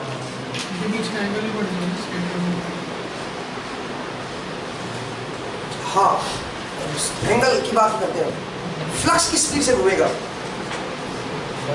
बताओ। अब रोटर घूमने शुरू कर गया, पहले तो रुका हुआ था रोटर, आपने बोला कि दोनों फ्लक्स सेम स्पीड से घूमेंगे। अब बताओ, अब रोटर घूमना शुरू कर रहा है, अब रोटर का फ्लक्स जो है वो कौन सी फ्रीक्वेंसी से घूमेगा, कौन सी स्पीड से घूमेगा? ओमेगा माइनस ओमेगा आर से घूमेगा, क्योंकि जो फ्रीक्वेंसी है सब वोल्टेज की वही है, तो करंट की फ्रीक्वेंसी भी यही आएगी। इसका मतलब ओमेगा माइनस ओमेगा आर से घूमेगा, but with respect to what, with respect to rotor. Rotor के रिस्पेक्ट में इतनी स्पीड से घूमेगा वो, और रोटर इटसेल्फ कितनी स्पीड से घूम रहा है, ओमेगा आर से। तो इसका मतलब नेट स्पीड क्या होगी फ्लक्स की, ओमेगा आर से तो रोटर घूम रहा है, और रोटर के रिस्पेक्ट में ओमेगा माइनस ओमेगा आर से उसका फ्लक्स घूम रहा है। इसका मतलब फ्लक्स की नेट स्पीड क्या बनी, ओमेगा। वापिस से ओमेगा आ गई, नहीं समझे? मैं एक बार फिर से समझा रहा हूँ, ये इंटरेस्टिंग है। इसका मतलब फ्लक्स की जो स्पीड आएगी, इसके फ्लक्स की स्पीड वापिस ओमेगा के बराबर ही आएगी। मतलब जो स्टेटर फ्लक्स है और जो रोटर फ्लक्स है वो अभी भी क्या रहेंगे, सेम स्पीड से ही घूमेंगे, उनके बीच का एंगल क्या रहेगा, फिक्स रहेगा। रोटर जब घूमना शुरू करेगा तब जरा देखिए क्या होगा, जब रोटर घूमना शुरू करेगा तब जरा देखिए क्या होगा। रोटर की स्पीड कितनी हो गई है, omega minus omega, sorry omega, rotor की स्पीड हो गई ओमेगा। तो रोटर की जो रिलेटिव स्पीड है, रोटर में जो कंडक्टर है, रोटर की जो स्पीड है विद रिस्पेक्ट टू, नहीं सॉरी, रोटर और उसके बीच जो फ्लक्स है बाहर का, नॉर्थ एंड साउथ, उसके बीच जो रिलेटिव स्पीड है वो कितनी है, ओमेगा माइनस ओमेगा। इसका मतलब ये तेज घूम रहा है उससे, रोटर से कितना तेज घूम रहा है, ओमेगा माइनस ओमेगा आर तेज घूम रहा है। तो इसके अंदर जो वोल्टेज इंड्यूस होगी रोटर के अंदर वो इसी फ्रीक्वेंसी की इंड्यूस होगी, ओमेगा माइनस ओमेगा आर। सही है? अब सुनो, तो इसके अंदर जो करंट आएगा वो भी इसी फ्रीक्वेंसी का आएगा रोटर का, तो रोटर का जो फ्लक्स आएगा वो भी इसी फ्रीक्वेंसी का आएगा। इसका मतलब रोटर का फ्लक्स रोटेटिंग आएगा क्योंकि 3 फेज की कॉइल है, बट जो स्पीड आएगी रोटेशन की वो क्या आएगी, ओमेगा माइनस ओमेगा, बट किसके रेस्पेक्ट में, रोटर के रेस्पेक्ट में भाई, क्योंकि कॉइल तो रोटर में लगी है और रोटर भी खुद घूम रहा है और उसका फ्लक्स भी घूम रहा है उसके ऊपर। अब इमेजिन करो, मैं आगे दौड़ रहा हूँ, बस चल रही है और बस की चल पे मैं भी दौड़ रहा हूँ। अब मेरी स्पीड है 10 मीटर पर सेकंड और बस की स्पीड है 50 मीटर पर सेकंड। तो मुझे लगा मैं तो 10 मीटर पर सेकंड से दौड़ रहा हूँ, मेरा ज्यादा जोर नहीं लगेगा मुझे, क्योंकि मैं 10 मीटर पर सेकंड से दौड़ रहा हूँ, या फिर मैं ऐसे चल रहा हूँ, मुझे लगा मैं तो आराम से चल रहा हूँ। बट जो नीचे बंदा खड़ा है स्टेशनरी, उसको क्या लगेगा, यार ये तो बहुत तेज जा रहा है। नहीं, क्यों भाई, ये बस और ये बस की स्पीड ऐड होगी ना। अब सुनिए, तो फ्लक्स की स्पीड थी ओमेगा माइनस ओमेगा आर, ये तो फ्लक्स की स्पीड है विद रिस्पेक्ट टू रोटर, और रोटर इटसेल्फ ओमेगा आर से घूम रहा है। तो इसका मतलब जो स्टेशनरी कंडक्टर है, जो स्टेशनरी जो स्टेटर है, स्टेटर के रेस्पेक्ट में इसका फ्लक्स किस स्पीड से घूम रहा है बताओ, ओमेगा से ही घूम रहा है स्टेटर के रेस्पेक्ट में। रोटर के रेस्पेक्ट में इसका फ्लक्स किस स्पीड से घूम रहा है, ओमेगा माइनस ओमेगा आर से घूम रहा है। रोटर कंडक्टर के रेस्पेक्ट में जो रोटर का फ्लक्स है वो ओमेगा माइनस ओमेगा आर से घूम रहा है, लेकिन स्टेटर के रेस्पेक्ट में या स्टेटर कंडक्टर के रेस्पेक्ट में जो रोटर का फ्लक्स है वो कौन सी स्पीड से घूम रहा है, ओमेगा स्पीड से। समझ आया, ओमेगा स्पीड से। क्लियर हुआ, मैं दोबारा नहीं समझा पाऊंगा, कोई बोलेगा ना ऐसे कि सर दोबारा हो जाए नहीं फिर कर जाना, ठीक है, समझ आया आपको। तो मैंने बोला कि रोटर में फ्लक्स जो है वो कैसे पैदा होगा और उसकी स्पीड क्या होगी। रोटर इटसेल्फ ओमेगा आर से घूम रहा है, flux omega minus omega R से घूम रहा है विद रिस्पेक्ट टू रोटर। अगर विद रिस्पेक्ट टू स्टेटर देखोगे तो नेट स्पीड ओमेगा ही आएगी, और ये जो फ्लक्स था पहले वाला जो स्टेटर फ्लक्स था वो तो ओमेगा से ही घूम रहा था विद रिस्पेक्ट टू स्टेटर, वो तो ऑलवेज ओमेगा से ही घूमेगा। एक और बात नहीं, अब देखना मैं इंटरेस्टिंग क्वेश्चन पूछ रहा हूं, ध्यान से बता रहा हूं। The speed of stator flux with respect to rotor conductor, बताओ क्या आएगी। The speed of stator flux with respect to rotor conductor, rotor घूम रहा है ओमेगा से, ओमेगा माइनस ओमेगा, बिल्कुल सही है। अब दूसरा बताना, speed of rotor with respect to stator flux, speed of rotor flux नहीं, ओमेगा आर माइनस ओमेगा, उल्टा ओमेगा, उसको लगेगा वो स्लो है। Speed of rotor with respect to stator flux is omega R minus omega, समझ आया। दूसरा सुनिए, speed of rotor flux with respect to stator flux omega zero. मैंने बोला speed of rotor flux with respect to stator flux is zero, क्योंकि rotor flux की speed omega ही है और उसकी खुद भी ओमेगा है, समझ रहे हो भाई। स्टेशनरी के रिस्पेक्ट में देखो ना, दोनों की स्पीड ओमेगा ही है। नेक्स्ट है speed of rotor flux with respect to rotor, omega minus omega, तो तेज घूम रहा है उससे, ओमेगा माइनस ओमेगा, समझ रहे हो। सबको समझ आया इतना पॉइंट। आज के एपिसोड मेरे ख्याल से खत्म करना ठीक रहेगा। नहीं अभी तो पढ़ा सकते हैं यार, हाँ जी पीछे। जो ईएमएफ आया हमारा वो time space into 5 omega minus sine of omega minus omega, तो ईएमएफ हमारा कम हो गया। मैंने 50 हर्ट्ज की सप्लाई की, बट ईएमएफ मुझे बहुत सप्लाई फ्रीक्वेंसी कम होगी ना, हाँ जी, कौन सा कम हो गया बहुत ज्यादा, रोटर के अंदर ईएमएफ बहुत कम इंड्यूस होता है। तो ये तो गलत बात होगी। क्या गलत बात बताओ, मैंने सर 50 हर्ट्ज की ये सप्लाई, वो तो स्टेटर में दी है, रोटर में थोड़ा दी आपने। प्रैक्टिकल इसमें ये बहुत कम फ्रीक्वेंसी वाली मिल रही है। क्या लो फ्रीक्वेंसी वाली मिलने का दिक्कत क्या है, लेकिन वो तो रोटर के अंदर मिल रही है ना, रोटर के अंदर लो फ्रीक्वेंसी होती है। अब सुनो एक बात और बताता हूँ, रोटर के अंदर जो कंडक्टर आ रहे हैं उनके अंदर लो फ्रीक्वेंसी बन रही है। कितनी फ्रीक्वेंसी बन रही है, इसको बोलते हैं, इसको क्या बोलते हैं, ओमेगा माइनस ओमेगा। जो डिफरेंस है इसको क्या बोलते हैं, स्लिप स्पीड, इसको बोलते हैं स्लिप स्पीड। नाम लिख लो इसको, omega minus omega is called slip speed, ठीक है, स्लिप स्पीड। अब एक स्लिप निकालते हैं, स्लिप क्या होती है बताओ, कितने का स्लिप है, कितना स्लिप कर रहा है उस आगे, तो omega minus omega divide by omega, ये बनेगा omega minus omega divide by omega. अगर आरपीएम में लिखूं तो मैं ओमेगा से की जगह एनएस कर दो, simple speed 120 R by P. ये आरपीएम में कितना ओमेगा है, stator flux 120 R by P omega, तो NS minus NR divide by NS, ये स्लिप बन गई एस। ये आगे हम फिर से पढ़ेंगे, ये मैं बेसिक पढ़ा रहा हूँ आपको थोड़ा जी बेस का। ये बनेगा स्लिप, इसका मतलब सुनो, इसका मतलब मैं सुनो क्या कर सकता हूँ मैं, ओमेगा माइनस ओमेगा को क्या लिखूँ, अगर ये स्लिप है मेरी तो ओमेगा माइनस ओमेगा की वैल्यू क्या होगी बताओ, एस इंटू ओमेगा। क्या कहते हैं, इसका मतलब अगर मैं पुट करूँ यहाँ पे तो जो रोटर के अंदर ईएमएफ पैदा होगा एन फेज, ये एन फेज किसका फेज नंबर ऑफ टर्न्स है, रोटर की है। ये रोटर का जो एक फेज है ए डैश, उसके अंदर कितनी टर्न्स है, into S into omega into sine of S into omega T, ये वोल्टेज होगी। और फ्रीक्वेंसी देखो जरा वोल्टेज की क्या है, एस ओमेगा। इसका मतलब 50 हर्ट्ज की अगर सप्लाई दे रहे हो तो 50 हर्ट्ज की वोल्टेज उसके अंदर इंड्यूस नहीं होती, इंटू में एस करना पड़ेगा आपको उतने हर्ट्ज की, समझ आया? अब ये बड़ी इंटरेस्टिंग चीज है, इसलिए इसकी हेल्प से हम वेरिएबल फ्रीक्वेंसी वोल्टेज जनरेट कर सकते हैं। कैसे? रोटर के जो कंडक्टर उनको शॉर्ट भी करो और उनको स्लिप रिंग से बाहर निकाल लो, शॉर्ट भी करके रखो और उसका जो टर्मिनल है उसको स्लिप रिंग से भी लगा दो, तो जो वोल्टेज कंडक्टर में आएगी वो स्लिप रिंग पे भी आएगी, हालांकि वो शॉर्ट है, स्लिप रिंग के थ्रू शॉर्ट करके रखो उसको, या फिर शॉर्ट मत करो, बाहर से शॉर्ट कर दो। एक काम करो, इसके 6 टर्मिनल आएंगे ना, 6 टर्मिनल आएंगे तो आप एक काम करो, इसका जो रोटर है उसके ऊपर क्या लगा दो, स्लिप रिंग लगा दो 4, 6 मत लगाओ 4 लगा। क्या क्यों 4 लगा दिया? बिकॉज देखो ये ए वाली होगी, ये ए बी वाली होगी, ये सी वाली होगी, और ये A dash B dash C dash उनको कनेक्ट करके रखो। अभी शॉर्ट नहीं है ये, क्यों नहीं है शॉर्ट? अंदर वाली कॉइल जो है शॉर्ट नहीं है, क्यों नहीं है शॉर्ट बताओ? ये कोई एड्रेस से कनेक्ट स्टार कनेक्शन है। देखिए तो यहाँ पे जो फ्रीक्वेंसी आएगी, सुनिए वो कौन सी फ्रीक्वेंसी है? S omega. अब सुनो, एस ओमेगा, इसका मतलब जो फ्रीक्वेंसी वो कम आएगी, 50 हर्ट्ज नहीं आएगी, इनटू एस आएगी। इसका मतलब है जो रोटर के जो कंडक्टर है उनमें जो वोल्टेज इंड्यूस हो रहा है वो 50 हर्ट्ज का नहीं होता, 50 से लेस हो रहा है, ठीक है, 50 से लेस फ्रीक्वेंसी का हो रहा है। आप सुनो, अगर मैं रोटर के जो कंडक्टर है, कंडक्टर का मतलब है रोटर की कॉइल, उसके 6 एंड है, A dash B dash C dash. अब मैंने A dash B dash C dash को इकट्ठा करके इस रिंग से कनेक्ट कर दिया, ए डैश ए यहाँ पे, बी यहाँ पे, सी यहाँ पे, शॉर्टेड नहीं है अभी, क्यों? क्योंकि तो इस तरह का कनेक्शन है, ये इकट्ठे करके एक रिंग पे ले लिए, ये अलग रिंग पे, क्या ये शॉर्ट है? शॉर्ट है। शॉर्ट तो मैं बाहर से निकाल के करूंगा, बाहर मेरे टर्मिनल आ गया, मैं अपने अकॉर्डिंग शॉर्ट करूंगा, अब मैं अपने अकॉर्डिंग शॉर्ट करूंगा, मेरे हाथ में शॉर्ट करूंगा, समझ आया? इसका फायदा क्या होगा?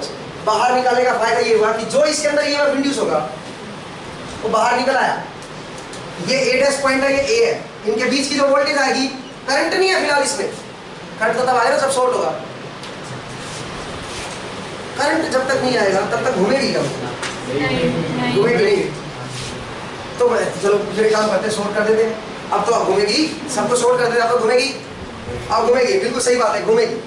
अब सुनिए क्या होगा, यहाँ पे जो वोल्टेज अवेलेबल है मे बी ए डैश नहीं, लेकिन फिर मैं उसको निकालूंगा कैसे यार?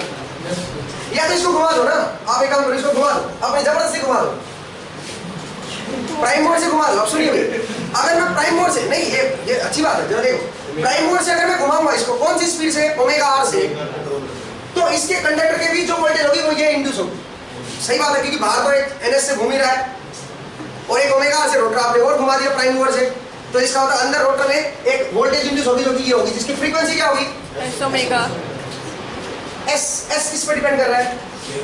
Omega R. तो इसका मतलब अगर मैं रोटर की जो प्राइम मूवर है उसकी स्पीड अगर मैं बढ़ाऊंगा या कम करूंगा तो यहाँ पे जो वोल्टेज इंड्यूस होगी इनके टर्मिनल के बीच, वेरिएबल उसकी फ्रीक्वेंसी क्या होगी?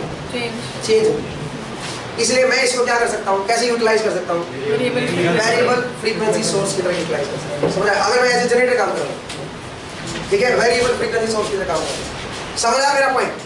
क्लियर हुआ? अभी प्राइम मूवर लगा के और मैं इसको ऐसे घुमा के वोल्टेज जनरेट कर सकता हूँ, ठीक है। वेरिएबल आप पढ़ोगे साइक्लो कन्वर्टर, ये पावर इलेक्ट्रॉनिक्स में जो ईएस के सिलेबस के लिए, ईएस के लिए तैयारी कर रहे हैं, बट वो भी एक तरह का कंसेप्ट है, बट ये भी एक तरह आप वेरिएबल फ्रीक्वेंसी से जनरेट कर सकते हैं, ठीक है।